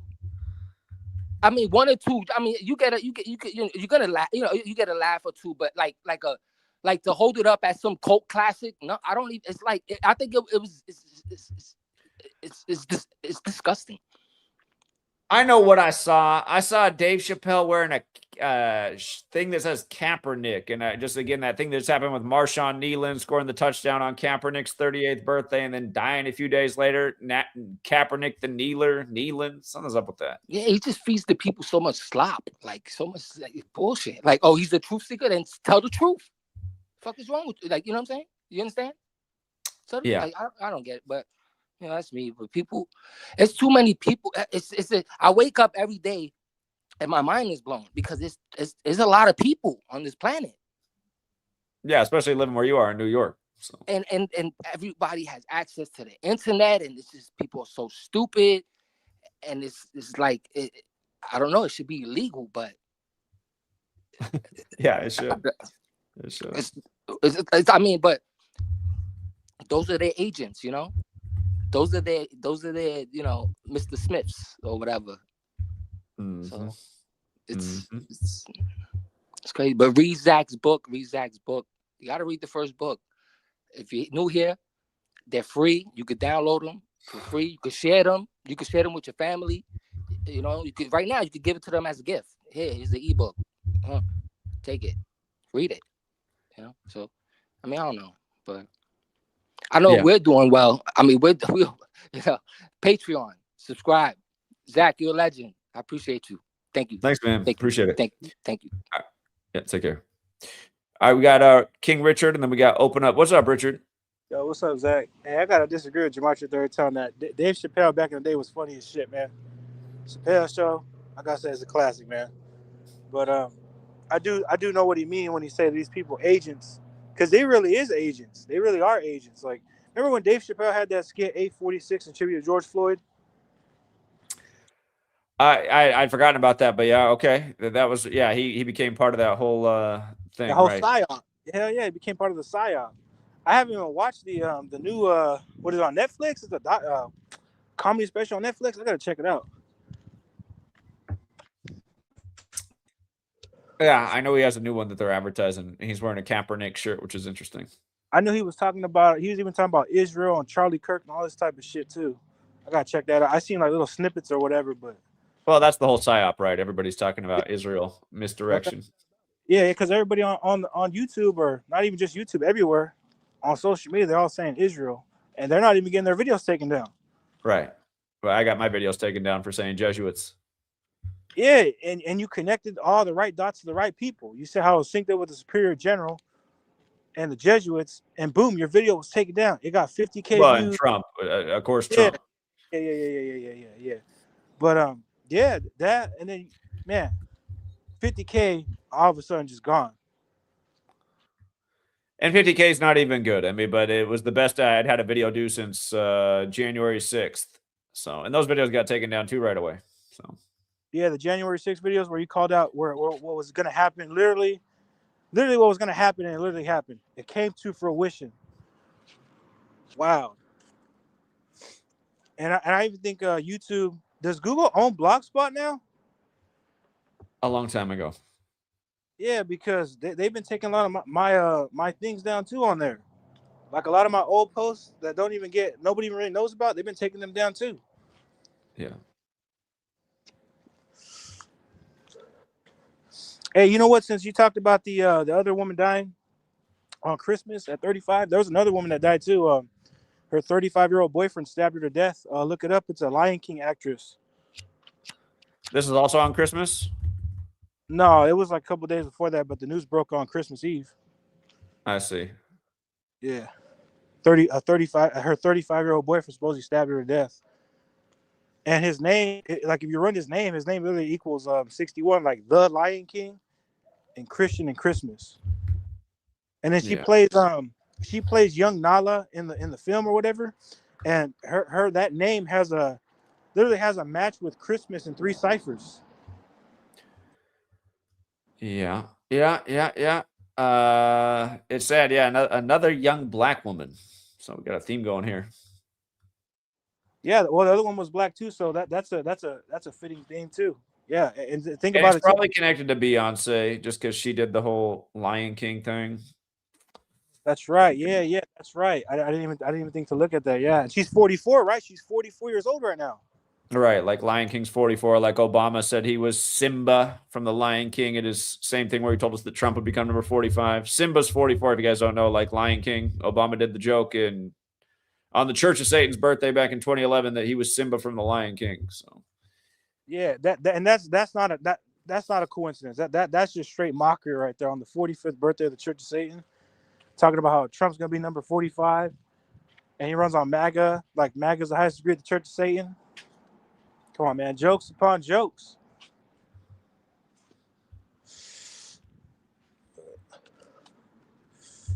I'm definitely gonna get your that book, Number Games 9/11 the Coronavirus. I'm definitely gonna pick that up. yeah, appreciate that. That's a must read right there. If anybody out there wants to get in tune with Gematria, even if they want to read your first book, how long is your first book? 800 pages, 700 pages? It's almost 800 pages. Yeah, that's why most people won't pick that book up. It's too much. Now I'll pick that. I'll pick both of them up. Is there a way I can get a hard copy of Letters and Numbers? Well, that Ann lady from Canada, she's putting it out in volumes and shorter pages. So I think she's got 4 volumes out there. She's got about half of the book out there. Yeah. But yeah, man, just hey, like you said, man, you literally say this every year when Christmas comes around. Watch out for Christmas. Watch out for New Year's, man. New Year's is gonna be deadly. New Year's is gonna be deadly. I already know. 38 equals 38 like Christmas. Yeah, it happens literally every year. So I mean, sadly, you can bank on it. It's shit. If you can bet money on it, if I can bet money on it every year, I'd probably be a very rich man right now. No, I'm serious. That's no exaggeration. Yeah, I know it's sad. So, and did you see? I know you mentioned Bart. Hey, you know what? I'm gonna say this, man. I'm not gonna lie, man. I think Bart was probably a part of some kind of secret society. That's what it looks like. Well, he was a weirdo, and he used to shout me out all the time, man. He used to give me shout outs, everything. I even went on his show, and then when I started messing with you, started saying how, hey, I support Zach, he stopped shouting me out. All that stopped.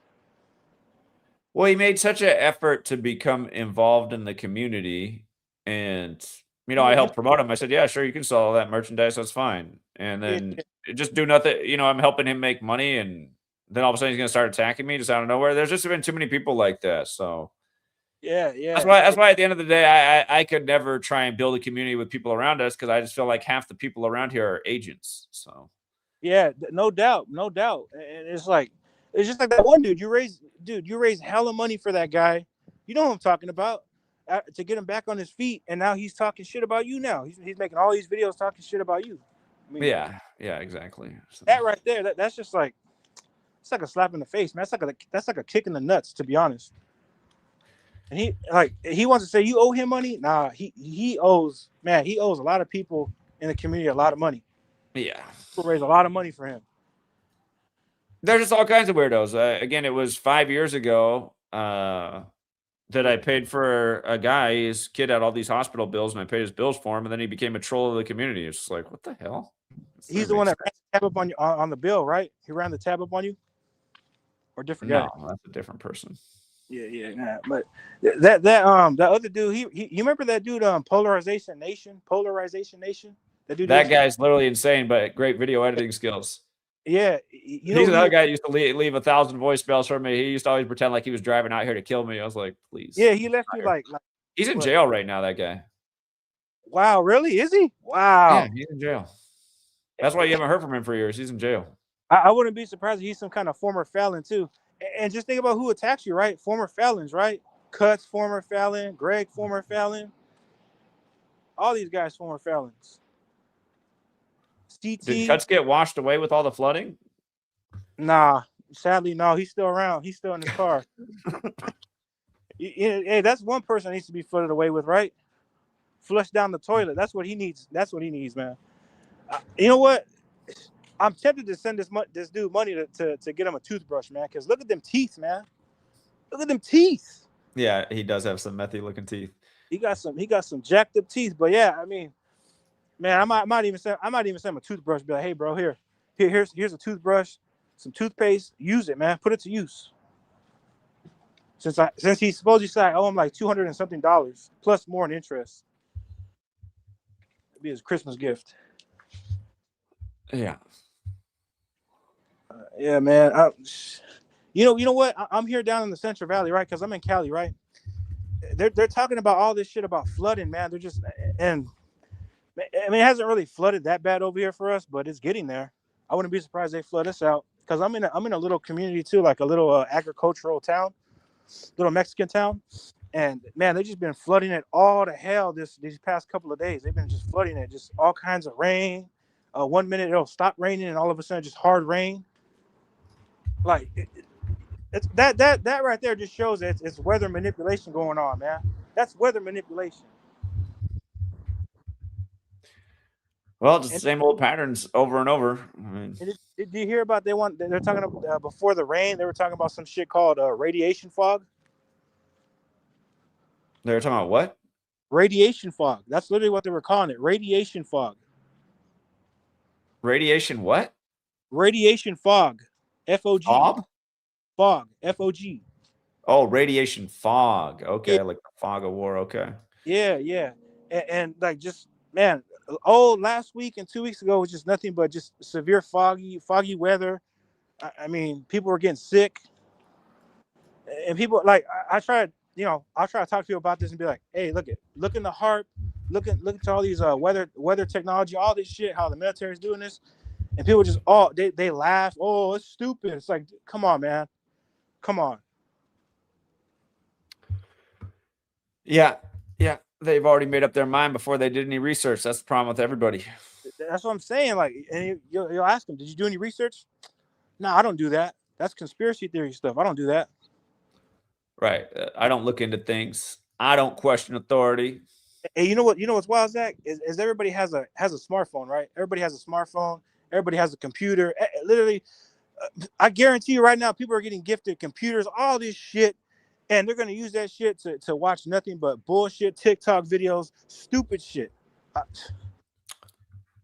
Again, as bad as it sounds, man, we almost need to start like a porn business where in the porn it's just all gematria in the background. Hey, you know what? Yeah, hey, that might sell too, right? Sex sells, right? Sex sells.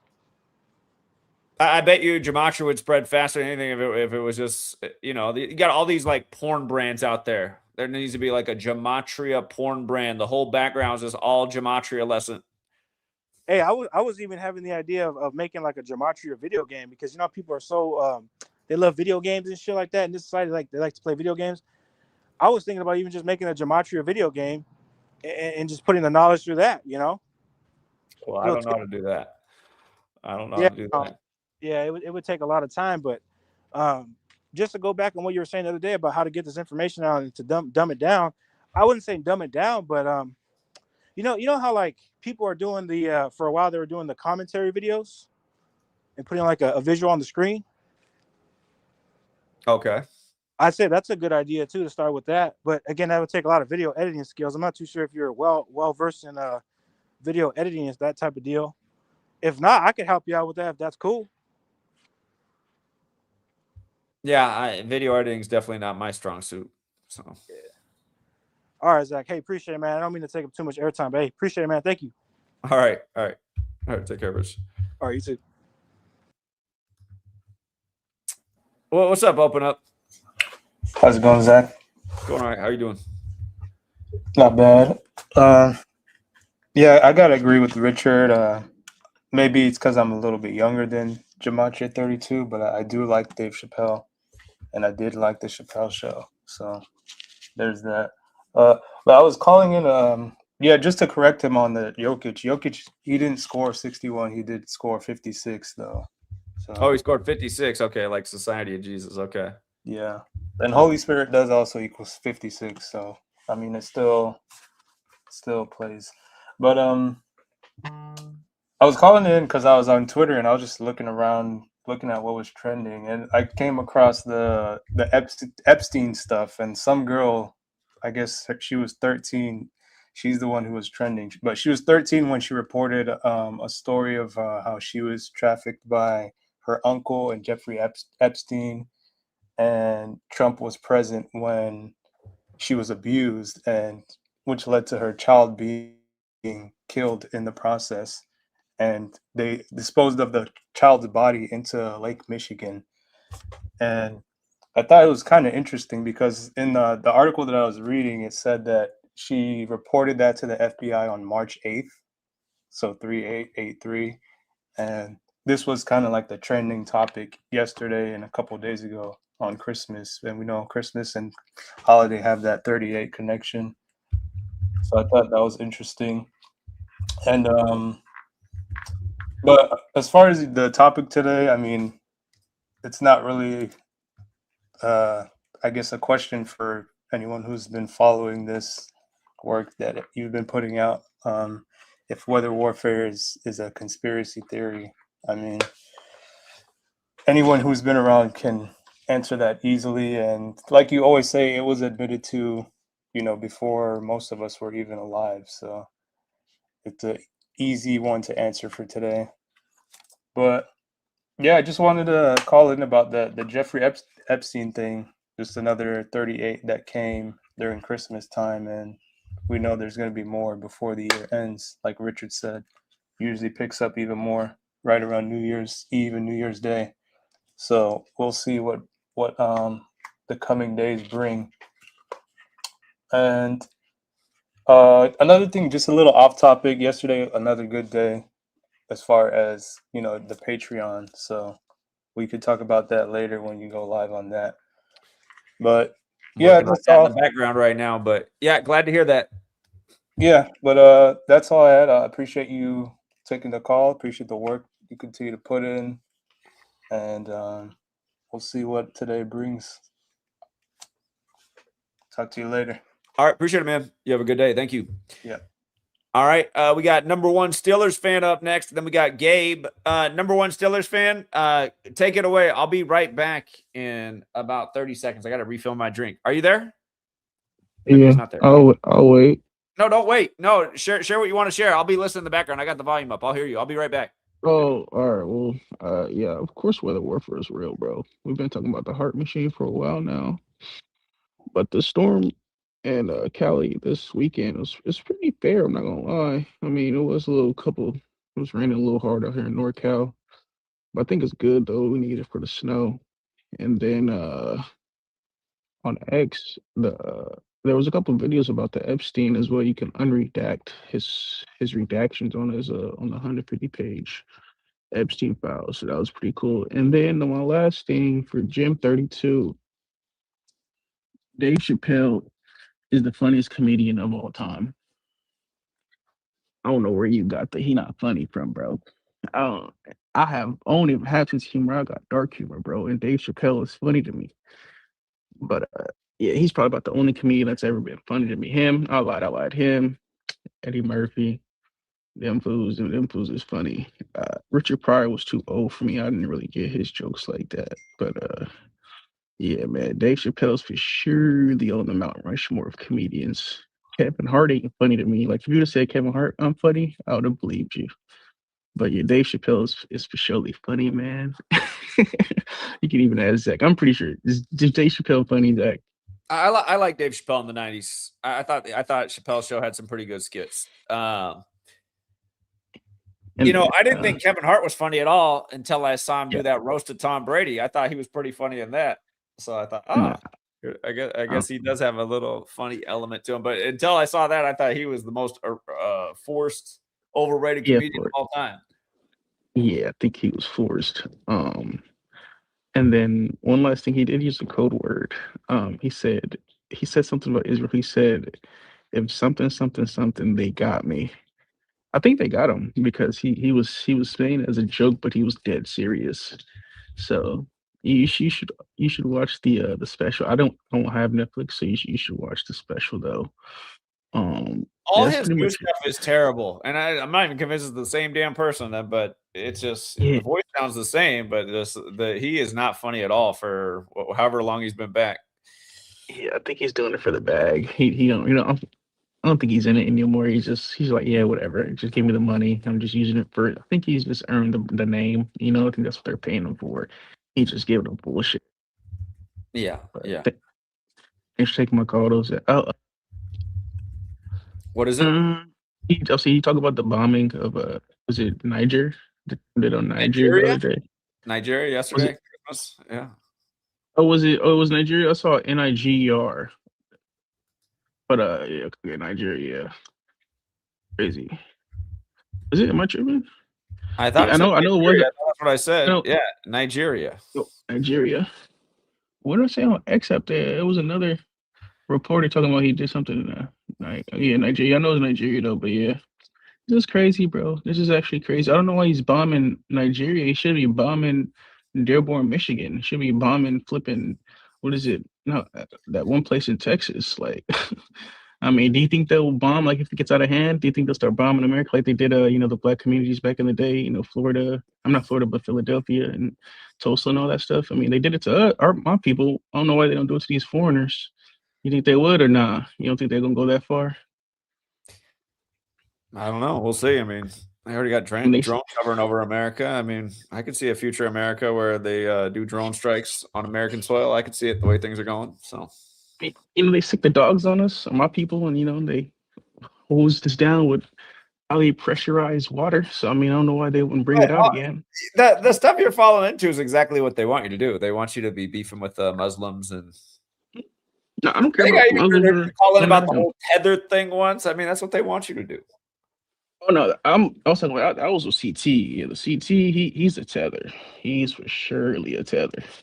And that's real. The buffer classes, that's all real, bro. If you want to go to that subject, it is because if you look at it in all the political spaces or political positions of power, it's tethers. Those aren't FBAs. Those are people from wholly different countries that first generation immigrants or second generation immigrants. They say it themselves. But yeah, those aren't FBAs. They don't have the best interests of my people's interests. But well, but at the same time, it's like the people have been rolling over us. They've never had our best interests. But yeah, I see what you're saying. I mean, it's just like things are getting. I see what you're saying. So yeah, I mean, what I'm saying is not far out, bro. It's been here. It's history. Anyway, and then on top of that, even the Roman Pope back in the day said, "Get slaves. You should have slaves." That's what really started it. But yeah, man, that's a whole different conversation for another day. But I mean, I was just wondering your take on it because I mean they've done it on American soil to my people, so I was just wondering if they'll do it again, But right on, man. Thanks for taking my call, though, Zach. Man, have a good one. All right, you too. Take care. What's up, Gabe? Hey, Zach. What up? Hey, what's up, man? Hey, calling in about your topic today. I live here next to Levi Stadium. And I got an alert right at 3:12. Everybody got an alert here in the Bay Area. George Mario Bergoglio's 3:12. Yeah. And they're doing a lot of chemtrails out here. I mean, I don't know what you think about that, but they're lighting up the sky. Just zigzags all over the place. Makes sense with the crazy weather. So yeah. So yeah, it was, that alert woke me up at 3:12. I seen that at 3:12 in the morning. Yeah, interesting timing. Yeah, yeah. Uh, anyways, man, another topic I'd like to Don't the bring up. 49ers play the Bears next? Yeah, they play the Bears. What's their area code? I don't even know what is it. What? The 312, man. Bears? All this 312 Oh, Chicago 3-1. stuff. Remember the Oh, Pope okay. died on the 312th day of Trump's age, and then we get the first Pope from Chicago. So yeah, it's interesting. Yeah. What else? I mean, they're doing more 9/11 terrorist codes. You've seen it in Turkey. 115 ISIS members got killed. Masonic is 115. Knicks' next game on the road is 2,977. They played their 2,977 game at home. Kind of interesting on Jesus' supposedly birthday. Mm-hmm. So, yeah. Remember when I met you in San Francisco? We talked about that 9/11 ritual that happened, where Clark Schmidt, 57 days from his last birthday, there was a garage collapse on 57 Ann Street, right next to. Yeah. That's right. Yeah, man. Yeah, did you ever cover how the Yankees won 2,977 days from 9/11, their last World Series? Was that many victims they say there were? Yeah. Yeah. Curry had that 3-point ritual that was at number 2 in New York. Yeah. Did you see I don't know if you were watching the game or anything, but there's a new movie coming out, Curry the GOAT. It was it was shown on like Christmas, Christmas Day, and that was kind of interesting, GOAT was like a Baphomet. Mm-hmm. Mm-hmm. Yeah, man. Crazy rituals they're doing. But yeah, the Yankees won their 27th World Series, and it was 2,977 days from 9/11 on November 4th, 2009, the last time they won. Okay. And was it Andy Pettit, number 46, pitching to number 11 first? Like Flight 11 hit the Twin Towers, and then the next one who was up was number 8. So Andy Pettit pitching to number 8. He's number 46. So a lot of crazy stuff they're doing. Like I said, Knicks' next game is on the road is 2,977. We'll see what happens. All right. Yeah. Good observations. Yeah, I'm just calling in about the that your topic today, and it was when I got that alarm. It was at 3:12 in the morning. Yeah. Something tells me that has to do also just we know why that number's been hot, but something about Chicago coming into town. So okay. Yeah, and I live not too far from Levi Stadium, man, and they're just lighting up the skies with their chemtrails. Okay. All right, man. That's it. Take care, man. Appreciate it. Yeah. All right. By the way, thank you to the super chatters. Leopard Messiah said, "Happy holidays, Zach, and all true seekers. Thanks for all the support and knowledge. Appreciate that again, Leopard Messiah. Get over here, 95. I think Leopard Messiah might hold the record for most super chats this year. Thank you, Leopard Messiah. 202-5. When I was hiking in Switzerland, Glacier 3000, I was 10,000 feet above sea level and saw that plane put in tech. Yeah, I think it's the whole world, man. This is a worldwide agenda. I guess to control the weather, you got to be manipulating it from here to there. Michael K. Jaco. Appreciate that. Hey, Michael Jaco, I've heard you're a fan of my work, but then I see what you do on your channel if you're still watching. I mean, you are very into the politics. I don't get it, man. I don't understand how you can be a fan of what I'm doing. And I appreciate the generosity. People have said you've given me shout outs on your channel, but I just don't get it. Maybe we should come on. Maybe you should have me on sometime and we can talk about why you're so into politics, Mr. Michael Jaco. Because I know he's He's into it. He's into the politics. I don't get it.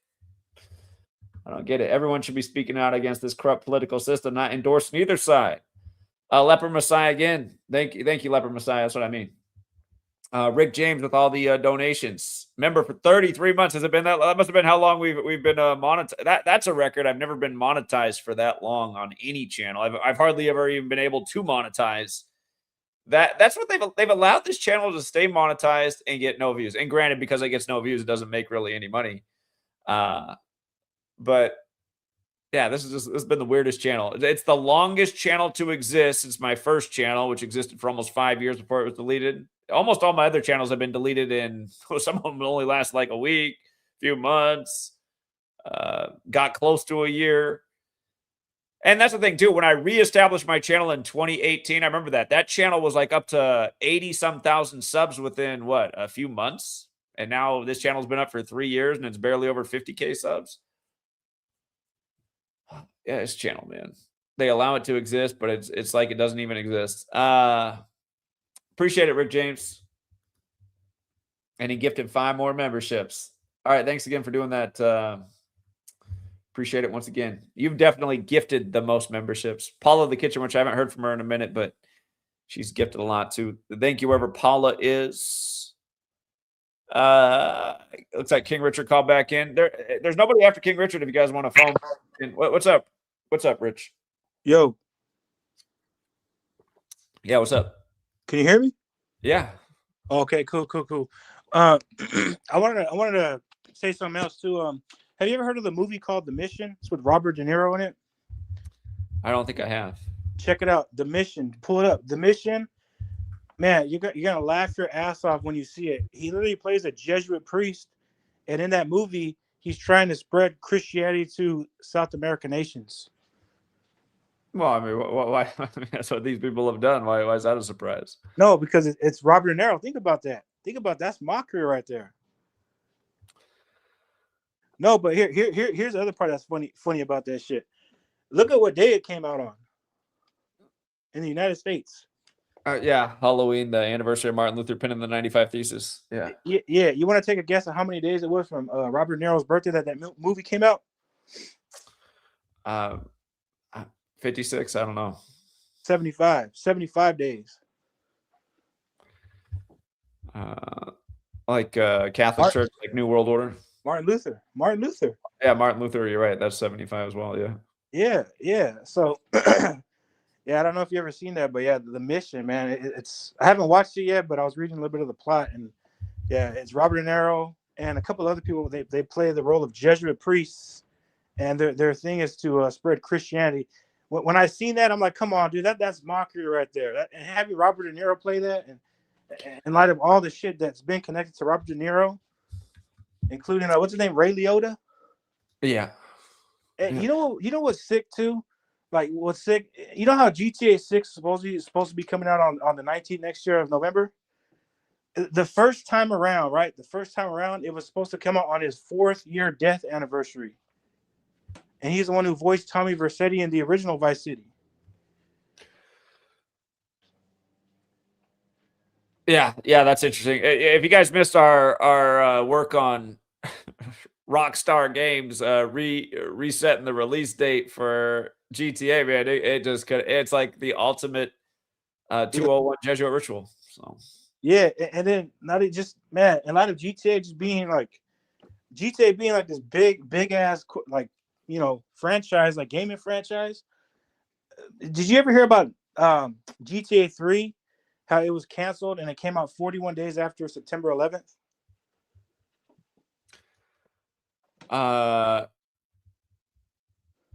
It came out after some. I remember there being a GTA game out at that time that had been out for a minute, that stayed out for a minute. It was pushed back. GTA 3 was pushed back. I remember everybody playing Grand Theft Auto on PlayStation 2s around that time, but there was one that came out right after September 11th. No, yeah, right. Well, it was supposed to come out like before September 11th, but there was a mission in there where you had to blow up two towers there with a plane, and that's why they had to cancel it. They had to cancel it because of that, because it was so controversial at that time. Okay. I'd have to go back and look. I just know Grand Theft Auto was the big game at the time of 9/11, and everybody and their mom played it on their PlayStation 2. Yeah. No, but and this thing about that shit too. Right? GTA 3 planes.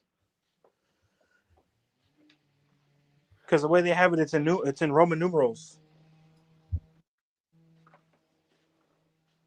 I guess it did come out after September 11, 2001. In my mind, it was already out. No, it was supposed to come out before, but it got delayed because it's 9/11. God, I guess, yeah, it was around that time though. So okay, it did come out right after. Huh, it's weird. In my mind, it was already out.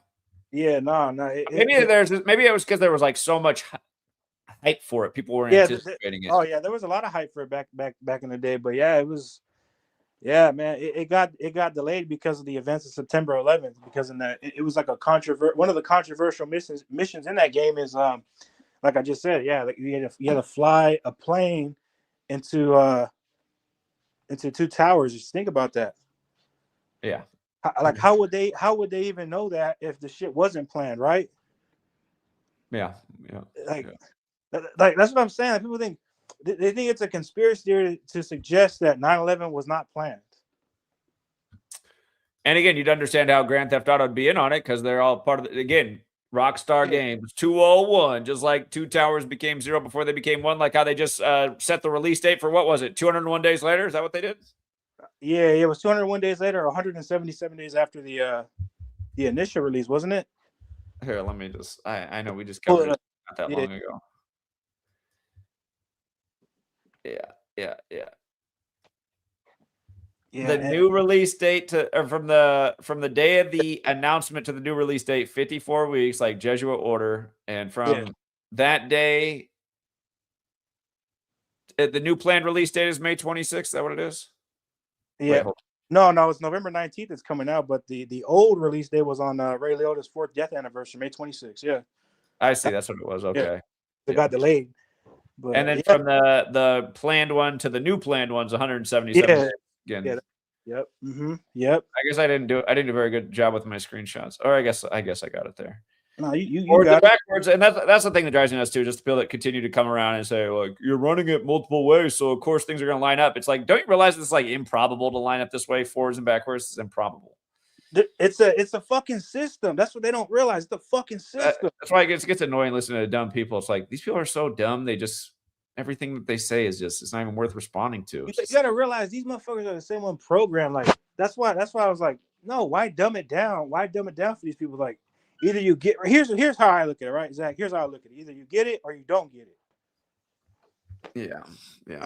I mean, come on, Zach. A is 1, B is 2, C is 3. Come on, man. They teach you this shit in grade school. They teach you this shit in first grade kindergarten, second grade. Yeah.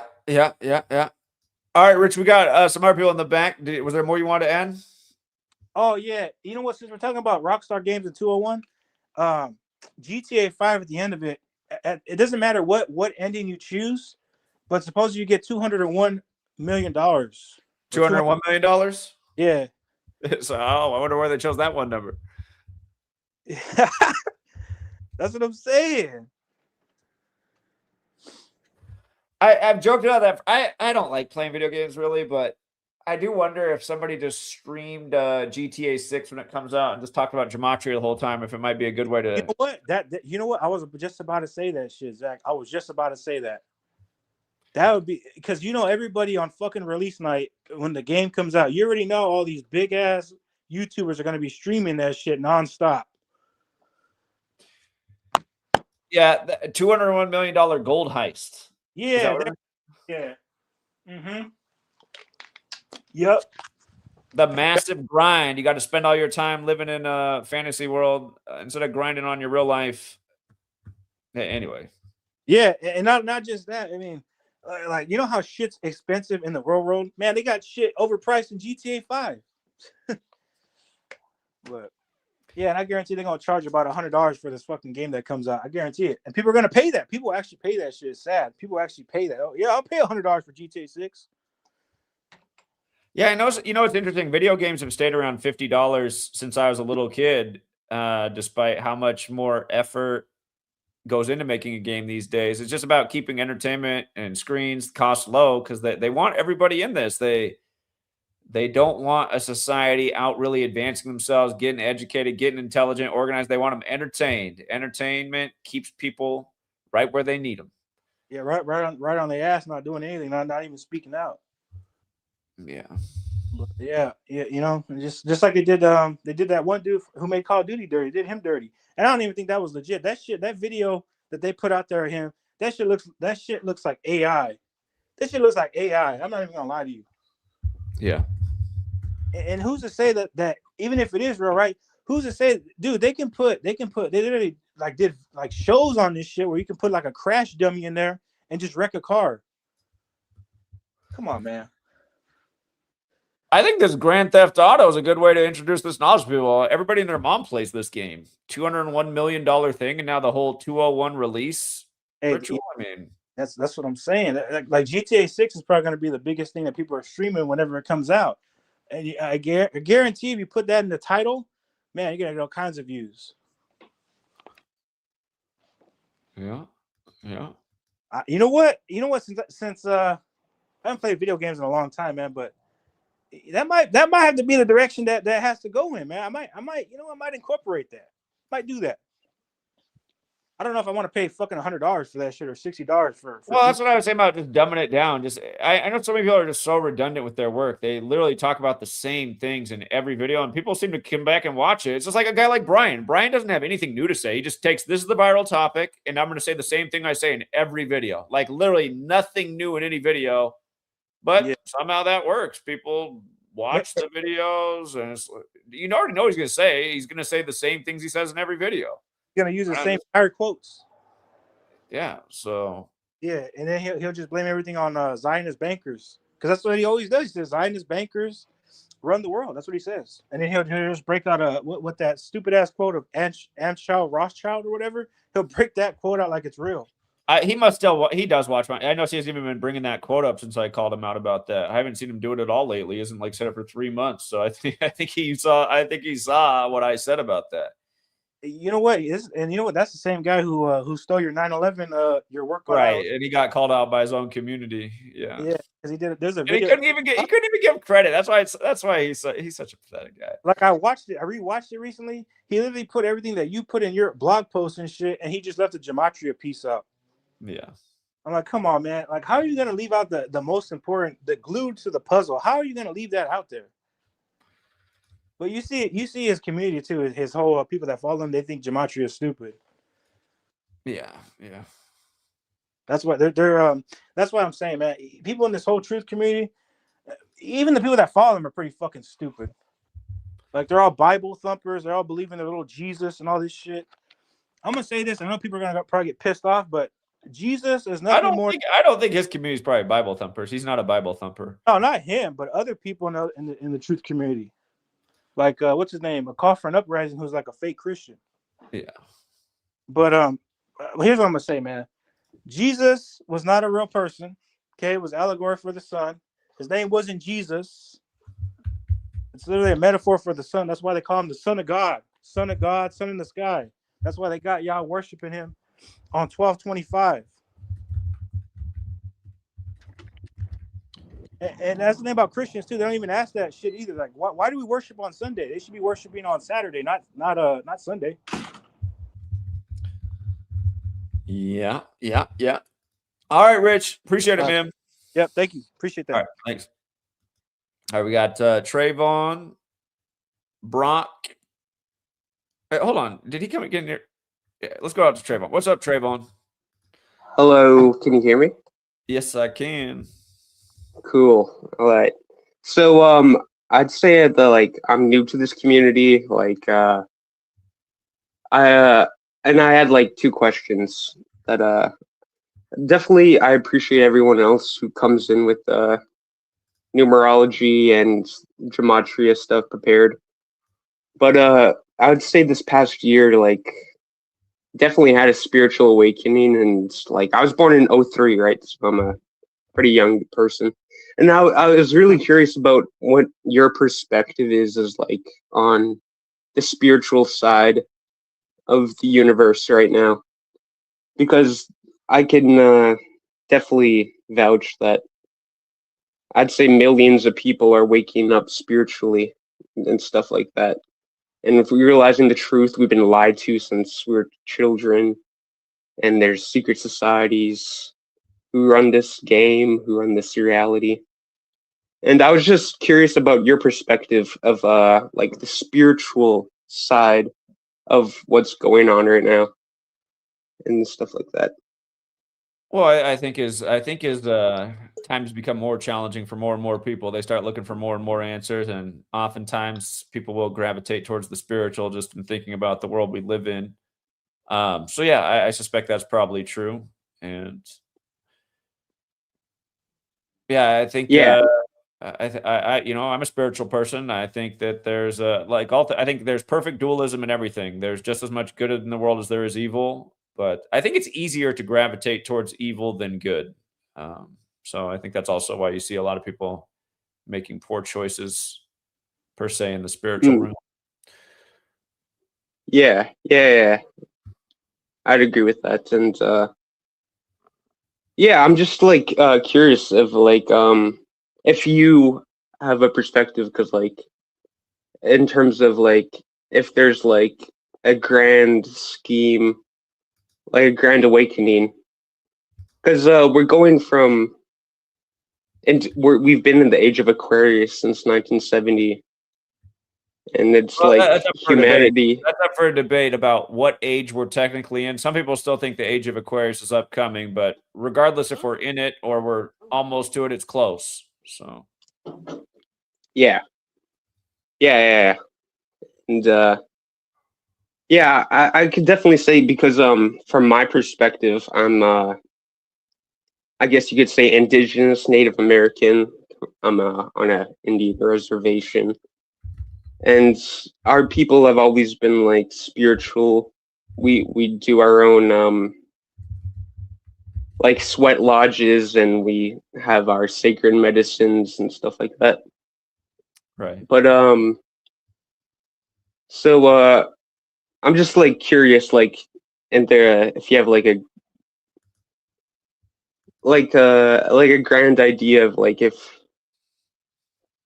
humanity is purposely waking up in this time, and there's more people, like we have this small community going on of like truth seekers waking up.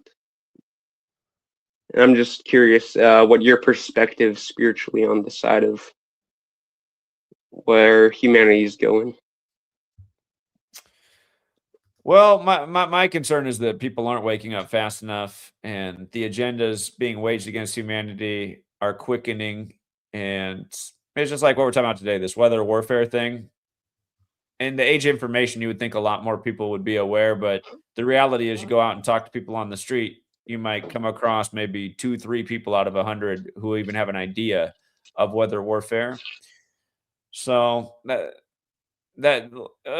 you know, to be optimistic, maybe as we move further or become closer to this age of Aquarius, maybe it will. Maybe it will spark something in humanity that needs to happen. You know, you gotta remain some hint of optimism. I have seen more Hmm. people seemingly coming on board in the last 10 plus years. I'd say prior to 2010, I never had anybody ever come up to me and be like, "Hey, have you ever seen the Zeitgeist film?" But I've had more of that stuff happen in the last 10, 15 years. So yeah. I think you're probably right. More people are coming around, but we need a lot more. We need a lot more people to come around. Yeah, and I definitely realized that too. Like uh I try sharing this knowledge, within my little community. It's like a village type beat. But definitely experience, like, people throwing around the word crazy and stuff like that. But it's just truth. It's like I try sharing around gematria and like secret societies and world plan for what's taking place right now. But okay, so my second question is what would since I'm new to this, and like Yeah, we can subscribe to your Patreon, and I'm gonna do that real soon. About like I guess the sports side, sports betting of this. So how would like an introductory action be for someone just getting new into the sports betting arena? And like it's all rigged, like we all know this. Well, the first thing you should do is see what the laws are in your state, first of all, because you could be in a state where it's illegal. So I'd see if it's even legal in your state. And yeah, the next action is also to know your personality type. I don't recommend gambling to anybody who has an addictive personality type, but if you can follow instructions and listen and play smart and not get greedy and handle losing, and again with this knowledge, there's nobody who follows instructions and loses consistently, but we do have some bad days.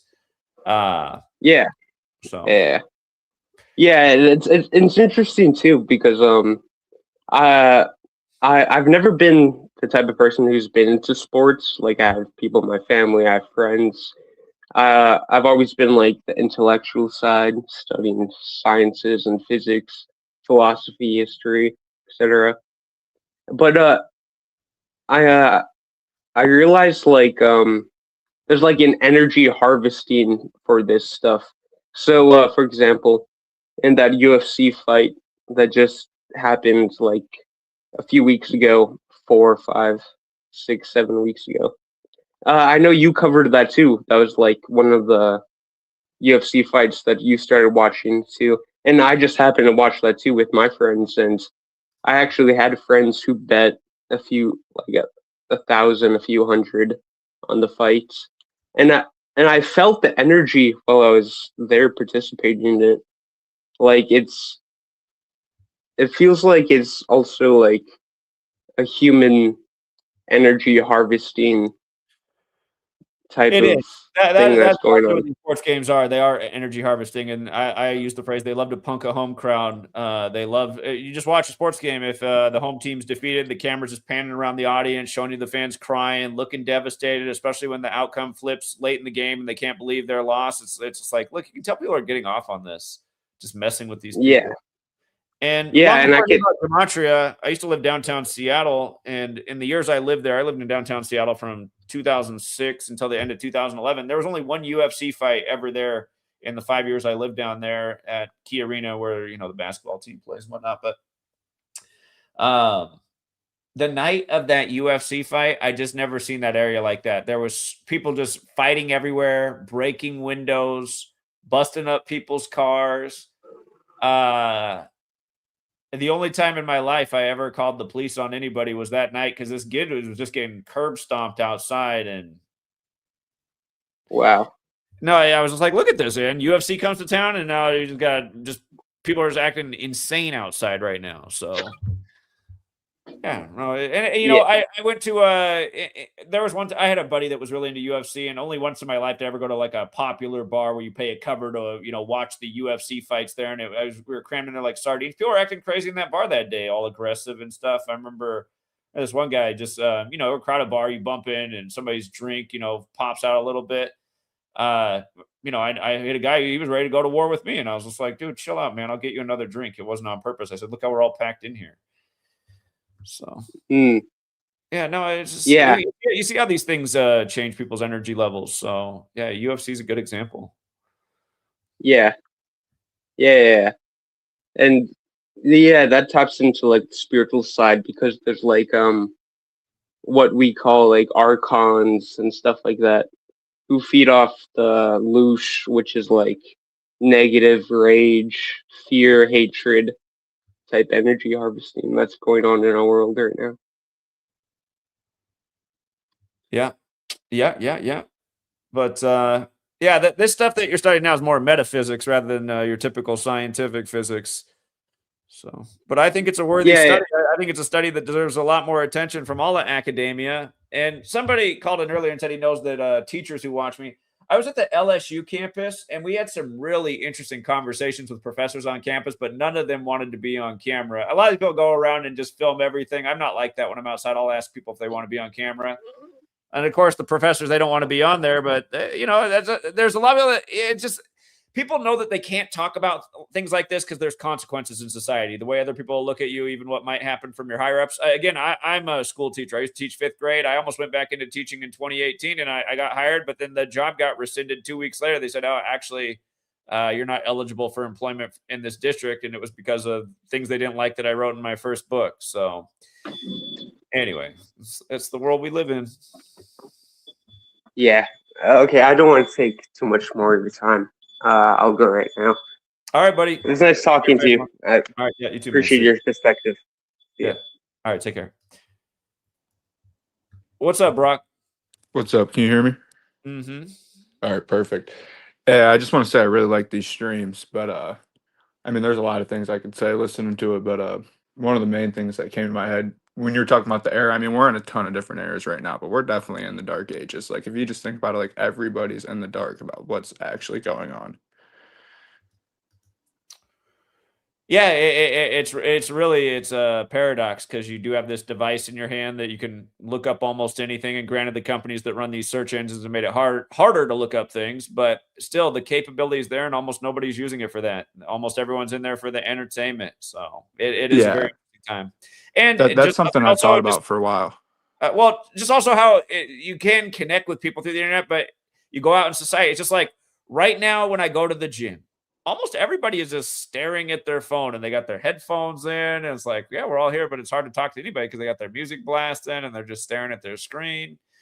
So, yeah, that's one of the one-liners I always drop to people. Like, I'm like, we got all this technology and just look what everybody does with it. But I saw an interesting post or video the other day. It was like Epstein sitting in front of this board and it was like code and it was like just talking about like the 4 different ways they control people. And it was like celebrities, politics, like your physical body, and another one. I was just like Gematria is the first 2.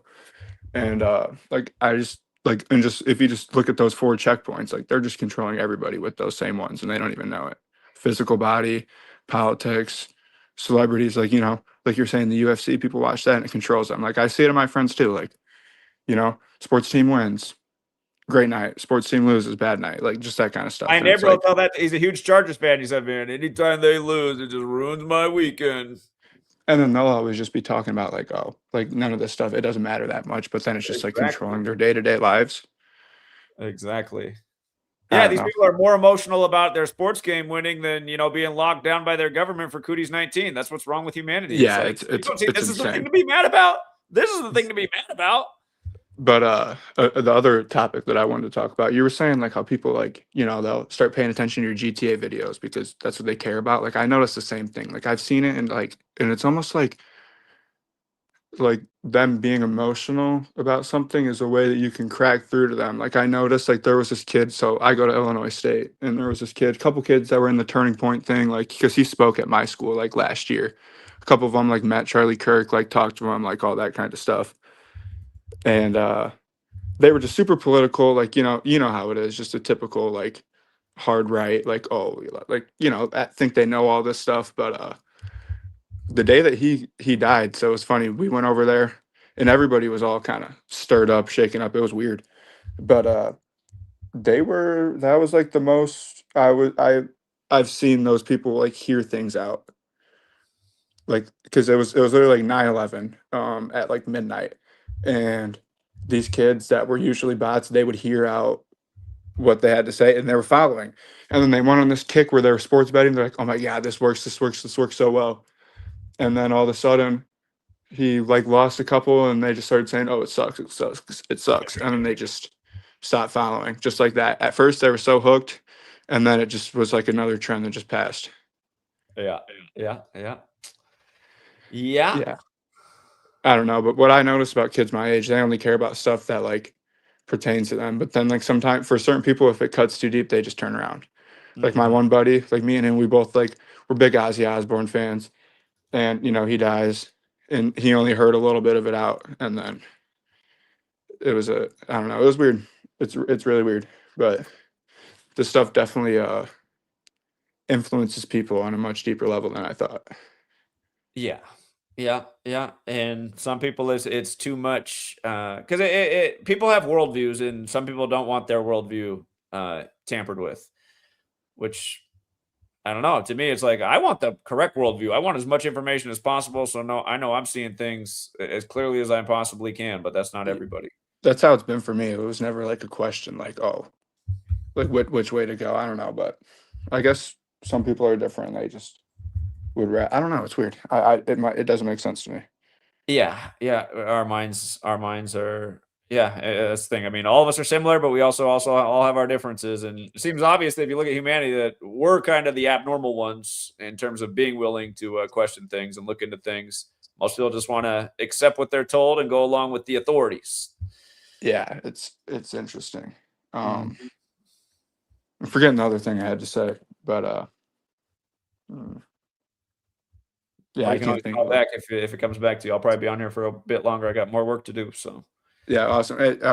I really like the idea of you know, trying different ways to go about it, but I think, you know, dumbing the content down, maybe not. Like, I feel like if you just did like a file or so, or like, you know, just a little more beginner speed videos on like the shit they care about, like a little like GTA here, a little NFL here, like I know like they care about like the NBA young boy and like the rapper stuff, like just like simple, quick little ones for the beginners. Because you know, if the content um, slows down, you know, like you're just gonna attract a dumber fan base. You know, yeah, yeah. that's not. I'm assuming that's not what you want. You know. Yeah, it's interesting. That's kind of actually what happened after Kobe died. Is I don't know. A lot of veterans of this community just vanished. I don't know what happened to them, but a newer, younger generation came in. I've kind of had a dumber subscriber base ever since Kobe died, but Yeah. it is what it is. So Yeah. Well, I appreciate you a lot. all right, man. Good Yep. call. Thank you. Yep. Thank you. See you. All right, take care, Brock. We got number one Steelers fan, and then we got nobody else in the back. So again, that top pin comment's the way to get in here. Number one Steelers fan, what's up? What up, Zach? Now, one last thing. There is an AI app that can curate short-term videos for you. And then you can play brain rot in the background. That's what's really getting the youth. You have to have some type of brain rot incorporated in your videos.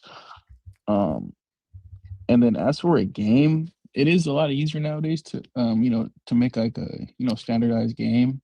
You can use the Unreal Engine 5. It's up to date now. It's not Unreal Engine 1. They up to it's 5.5 now. Unreal Engine 6 is gonna drop next year. But Unreal Engine 5 and a lot of other mod packs that come with the package, bro, it, you know, it will be 4K. You have like a lot of, you can have it, you know, interactive. You can just have it as simple, just like a Fall Guys type of vibe. Where it's very simple but interactive, where people get the message you're trying to send. I forgot to say that the last time I was up, but thanks for bringing me up again the second time. I don't like talking your ear off too much. And then also, since that other caller was talking about spiritual stuff, um there was a group of scientists in East Europe. They discovered what happens right when you die, and then the explanation was it's a burst of gamma, and it's like an unprecedented amount of gamma rays that comes out of the whatever their test subjects were. But this happened over and over again of gamma radiation. But apparently, the whole team of scientists they disappeared, quote unquote.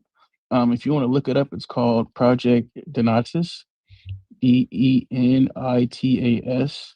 If you want to look more into it, but it's an interesting read. I'm not gonna lie, man. Um, but yeah, just to kind of go what the Brody just said about like spirituality and stuff like that, because I'm more of spiritual, like I'm more of a spiritual type of person. Like with spirituality, I don't really, you know, believe in these religions because they're so just copy paste, put in what they want to put in, take out what they want to take out. So I don't, you know, but yeah, there it is. There it is. And now you can't find these people anymore. You can't find none of them, quote We unquote. can't find what people. The group, the scientists that, well, the group, is this the Project Donatus, right? First ever recording down brain shows waves similar to memory flashbacks. Yeah, but then like there's another stories as well saying that the group of scientists they've disappeared, but it doesn't say in this article. Um, but yeah, that's pretty much it though. My main thing though was for the short term videos. If you can do the short, this was just like a sidebar. This part right here because it's kind of crazy how bro was talking about spirituality. So I just threw that in there too. But my main point of calling back in was the short term videos. have brain rot playing in the background as well. And then for a game, you can just use Unreal Engine 5.5 right now, and it comes with a lot of packages. But yeah, thanks for taking my call, though, Zach. You know, All right. happy. I guess I don't know if you celebrated, but yeah, happy holidays and happy New Year, man. Appreciate it, man. Thank you. All right, we don't have anybody else in the back right now. If we don't got anybody else that wants to hop on, I can wrap it up and just go finish what I need to finish. For all you guys on Patreon, I'm just finished up the NBA and can take a look at what else is out there and get the college football playoff thing done, but we'll stream when I'm finished.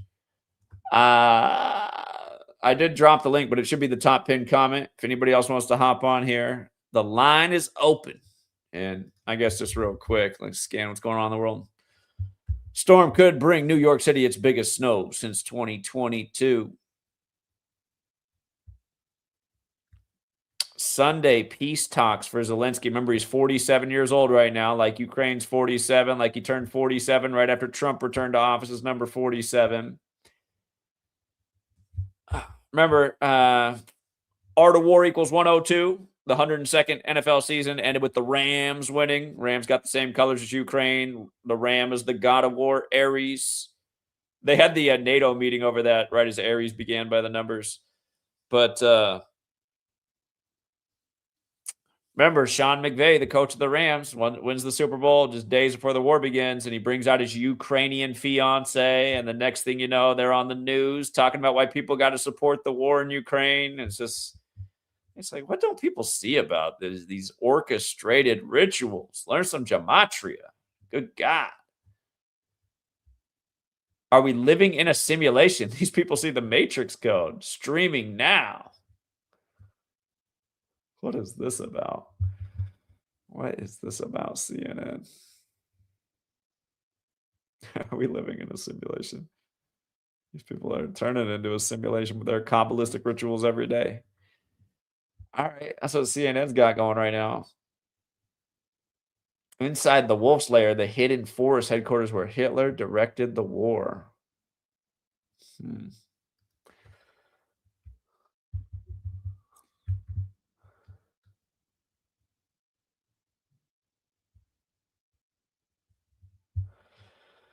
Let's see what all these major U.S. news sources are doing right now. Remember, Fox News was the brand new network at the time, just in time for the George W. Bush rig selection. The first network to call it for Bush, the brand new network founded by the Republican Party. Grandfather dies in freak accident at McDonald's drive-thru window before Christmas. Huh.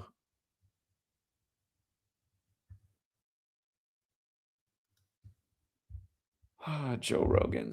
MSNBC rebranded as MS Now.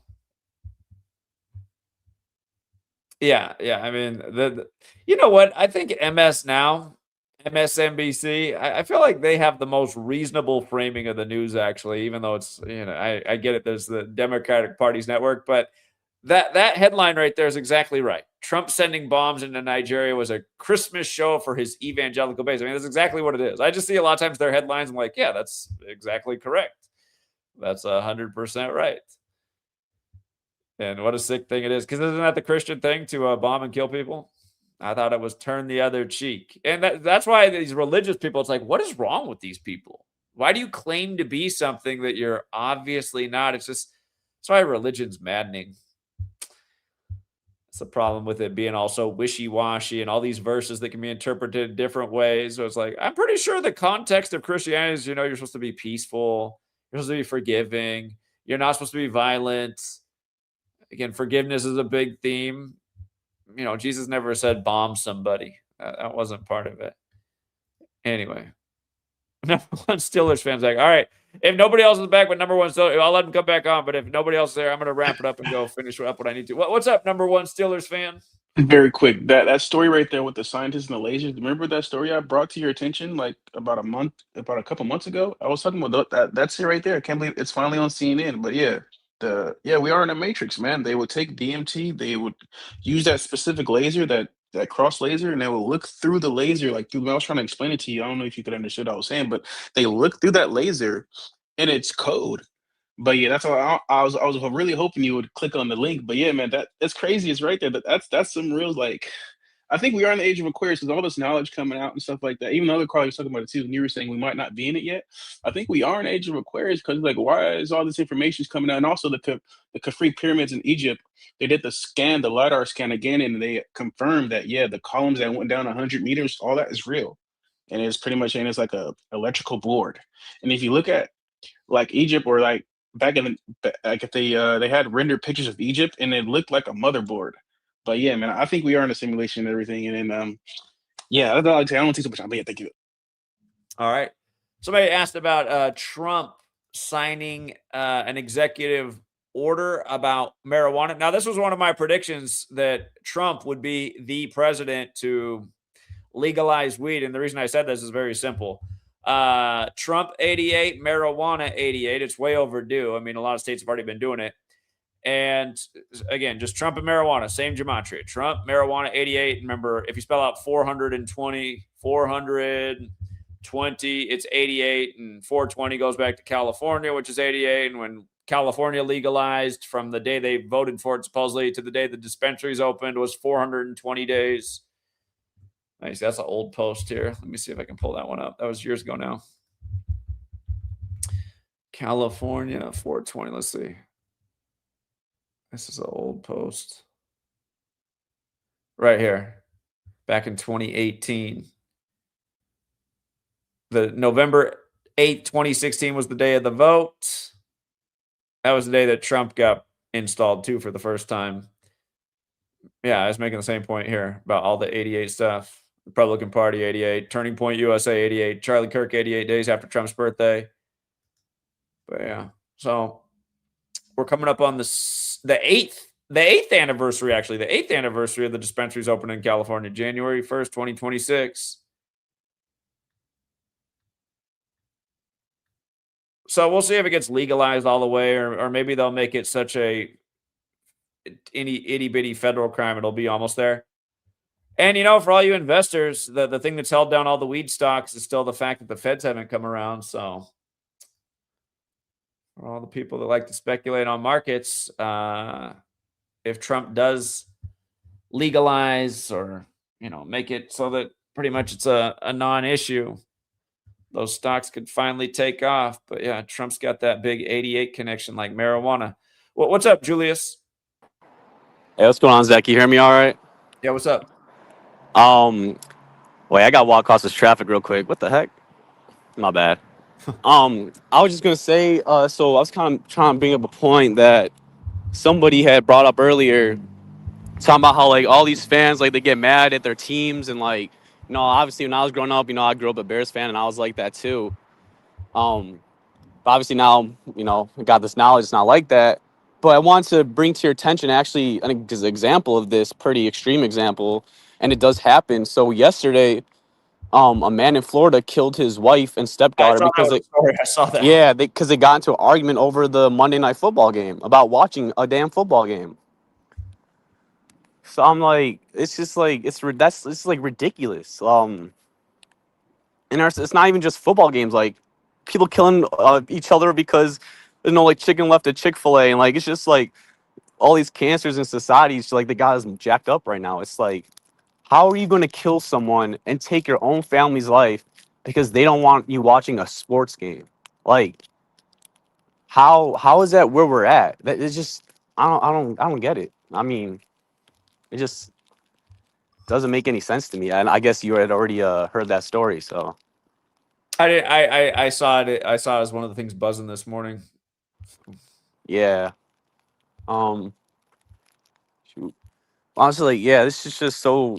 And I know that guy, that ex guy. I'm like, I'm not sure if he puts himself as #1 Steelers fan for like, just like because he always talks about the Steelers. Like, I hope he's not actually like a Steelers fan and like, you know, Well, calling in because you hear him when he calls in. I know. I mean, it's always Steelers. I'm like, I don't get it. I mean, isn't that what we're trying to get rid of here? Well, he's kind of silly, man, because he's also like halfway in on a lot of these psyops too. So, I mean, he seemed like good people. I just don't like. Let's not call. We're not fans of this. I mean, let's call it what it is. It's garbage. It's terrible. It's like They're literally just trying to like drain our energy and distract us from what really matters. So, I wanted to also. I was thinking about. I'm not sure if you've seen because I like. Part of me wonders if this is even actually what happened. I mean, they could have just made this news story Well, because I just see the guy's they, 47. I'm just that's like, what I was. That's what I was 47. about to I mean, say. here we go. Here's that word because it's a murder self deletion, and then it's another 47 in the news. Right, and that's what I'm saying. Like, that's what I was about to say. Is he was like 47 years old? Like, who knows if that actually happened? They just can have like some talking piece go up there and give a spiel, like give something about like his name equals 133, like yeah. football. Yeah. But Stories in something the else. music, Christmas. Last night you saw the Colorado team become 13-3 after they did the 6-7 meme in Kansas City. Looked like Right. they had to do the 6-7 meme with 67-year-old Andy Reid. Yeah, no, that the games fun were kind of funny yesterday. And those touchdown of leaving on a team's like gematria name or some connection to the date like came through again. Like how it's talking about how yesterday was 49 days after Marshawn Nealon's death. And I told Every you how the underdog covered on Christmas, all with backup quarterbacks. So right, and I was telling you how it was 49 days after Marshawn Nealon's death, and the Cowboys were 3 touchdowns away from 49 on the year, and they scored exactly 3 touchdowns. yeah, that made a lot of sense. It was the same thing. The Chiefs were 1 touchdown And the away from 35th pick of the draft. Had to right. get it done for 35 Thursday again. He's one of the most consistent things on Thursday. Javonte Williams. Yeah, and like the Chiefs got 1 touchdown and they're at 38 on the year now. Like Christmas is 38, and the Broncos got 2 to get to 44. Like how 44 has been the biggest number in the NFL this season, and especially on Thursdays. Yeah, on So, Thursdays. another thing I want to bring to your attention is that the coach of Utah, and I think it's something for tomorrow as well. The current coach of Utah, his name is Kyle Whittingham, and apparently he's like the head coaching like candidate for or he's like the main candidate that they're looking after at Michigan. And there's another decoder in the community who informed me that Jim Harbaugh's first game coached in Michigan was against Utah.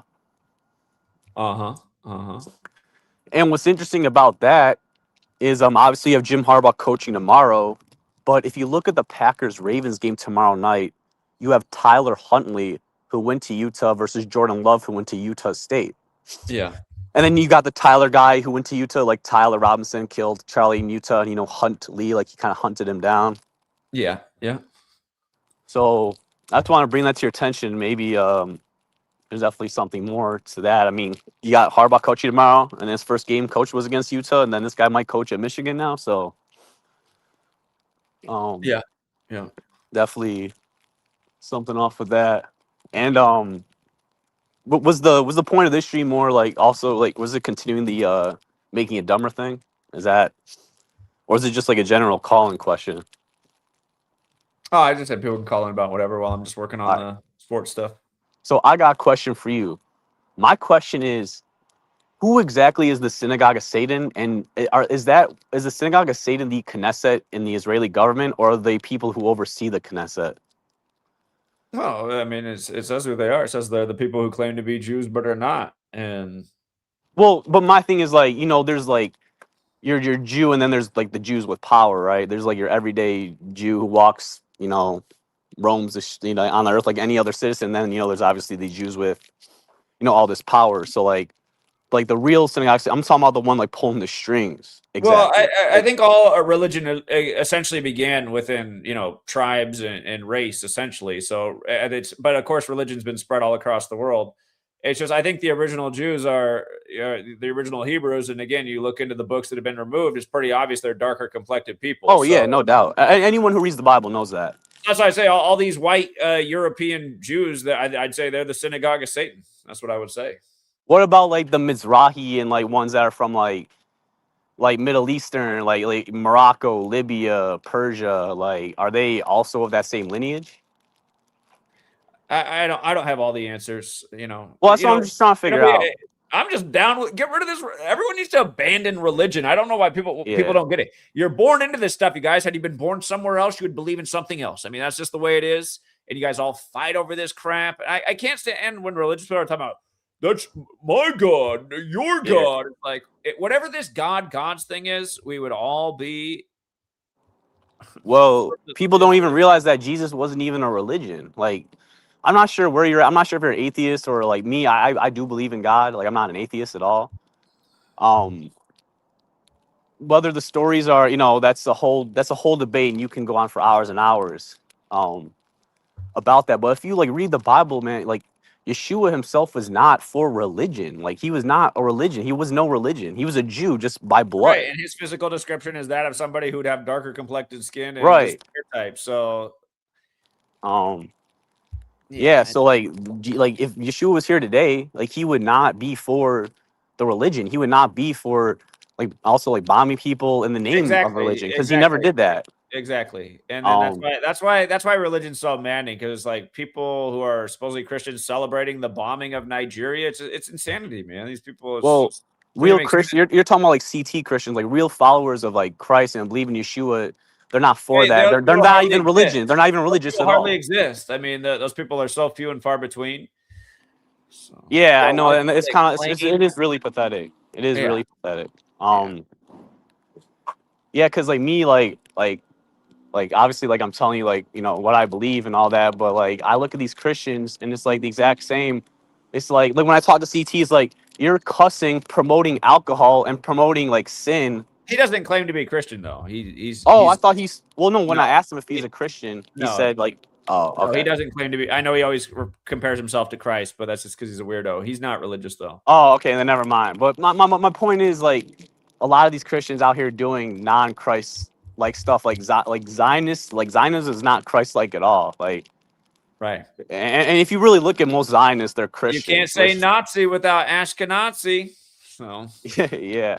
But it's like funny because like most Zionists are like actually like Christians. Like obviously because there's way more Christians, on earth than Jews. Yeah. So, yeah. Judaism's a really small religion. Yeah, and that's why like obviously they play the role. To me, like I don't know. Like I said, like you said, like I don't have all the answers too.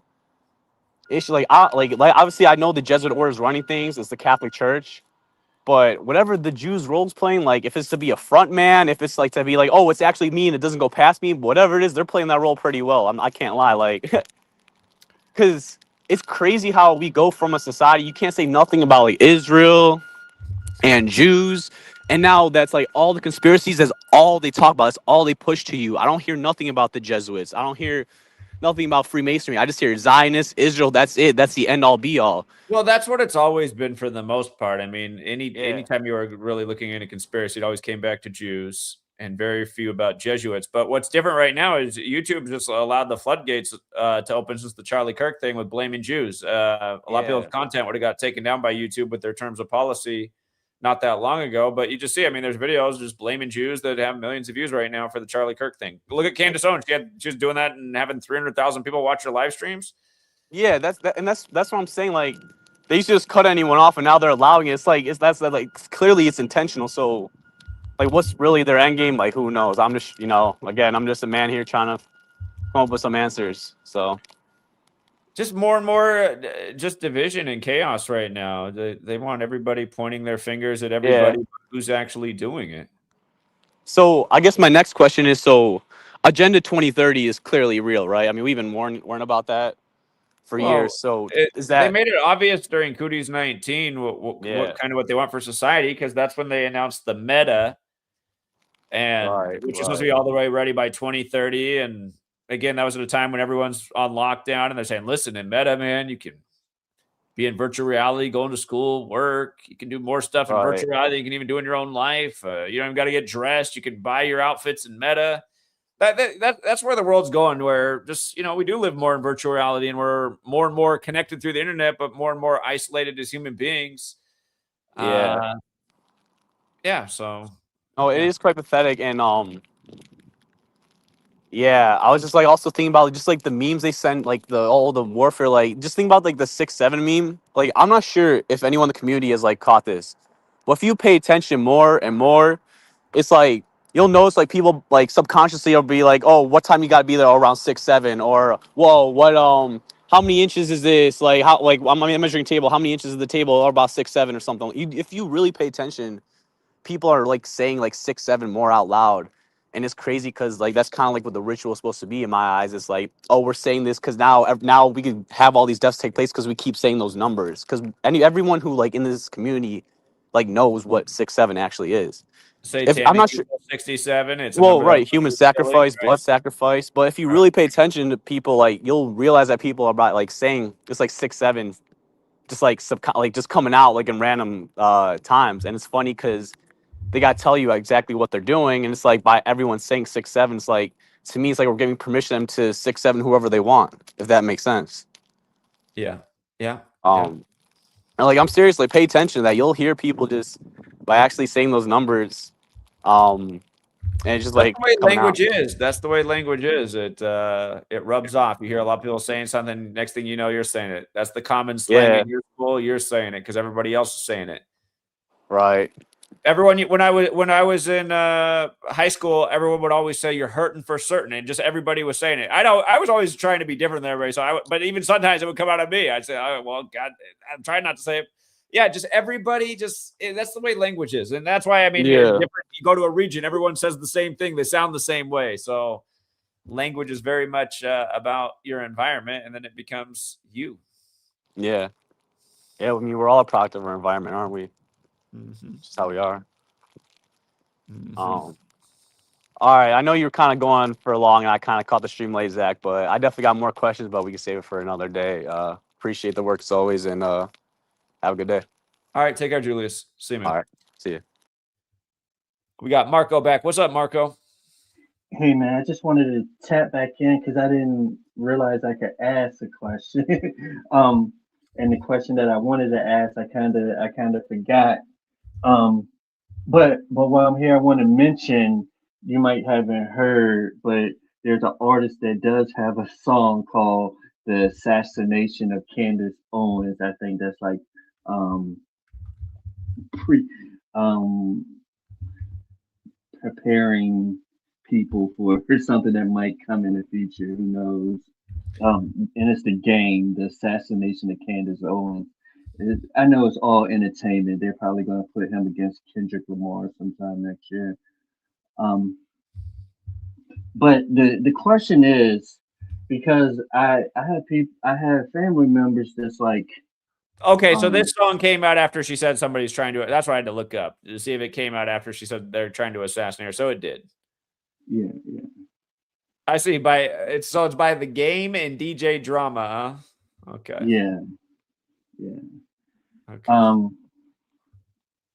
So my question is there any ritual you can think of, because you've been doing this way longer, about the Pittsburgh Steelers or even Mike Tomlin? I know he's about to be on that 2-1, his next win. That I might can Aaron share. Charles Rogers is Mr. 201. Yeah, that I might can share with my family or certain members in my family to maybe open their eyes about the organization, because yeah, I can't say anything wrong about the organization to them because of my family, because of my brother playing for them a long time ago. But do you know any? You don't have to answer it right now. But if there's any ritual that has gone on with them that maybe I can just stand on when I'm having a conversation with them about how rigged it is and all. Oh well, I mean, there's a lot of rituals you can stand on. Yeah, I know, but specifically with that organization, because they like man, the shit is actually sick what goes on in the league. And I try to be like, because I know what goes on with the players. We see the sacrifices all the time, whether they're in the league or former players that's out the league. But How many owners from that team have died at 84 from that Rooney family? There's been multiple of them, and again, they're a Jesuit family, the Rooneys. yeah, I didn't know if I should. Well, that's a good one. That's How about when I remember when that Green died right before Monday Night Football at 58. Yeah, I know that 50 is a Right powerful before number that, too. Kevin Green died right before their primetime game. Hold on, let me go back and pull it. This is already in 2020 already. Time flies. Yeah, because it happens all the time where a player will die from a team right before they play in primetime. Kevin Green dead at 58, Pittsburgh 58, right before Monday Night Football. This was when everything was 56 in the time of Cooties. His name's 56. Ended up getting 44 points in that game. You know, that number's connected to death. Steelers came in. The Steelers scored 44? There are 44 total points in the game. Oh, total points in the game. Okay. Yeah. Okay. Number connected to killing. But yeah, the Steelers fell to 11-3 in that game. Steelers won 1-3. Yeah. He died 144 days after his birthday. Team owned by Jesuits. Jesuit Order 144. Recurring pattern. Think about all the assassinations connected to that number. So. Okay, that's a good one. Kevin Green one. Because man, I tell you, they just believe what they know, and it's like it's You're like about to see Aaron Rodgers exit that Ravens game probably on 174 wins. I mean, that should be another obvious ritual right here in the flesh. So yeah, but if I tell them the good stuff, then it's like, yeah, it's all good. You know, like we're gonna win, we're awesome, we're fucking fantastic. But and it won't change their minds about anything. You have to explain to them. I had to explain to them the losses and the real shit behind it, for they can comprehend. Like, because when everything's all good, when everything's going well, that's all people want to think about. They don't want to think about the down times or what could possibly happen. yeah. It's like, oh, I'll be a football player and this is what I'm going to do. And this shit is so sickening, Zach. As in, like, they say these Jesuit schools be like, okay, you can be part of our program, your child can be part of our program, but you got to come to church. You got to come to church on mass every whatever, how many times a week they want them to come. They have to be there, and then the even if the parents aren't like, the parents can be shit. They just giving their kids the to the church basically, and they think it's okay because it's the church, and then you got like you have like these coaches, and like they don't understand because they only see like these high school coaches and teaching them to go, preparing these kids to go to college. Like they just don't understand because they don't know the information, so they think they're doing like this amazing thing, but they're really just selling these kids to a system. Yeah. But yeah, Kevin Green. I'm gonna do some more work on that, and thank you. All right. Welcome, Marco. Have a good one, man. Okay. Yeah, I think we'll leave it there for now. For everyone on the sports page, I'm going to finish up a few more things, and we'll start the stream here probably about an hour from now. Probably got an hour more of work to do.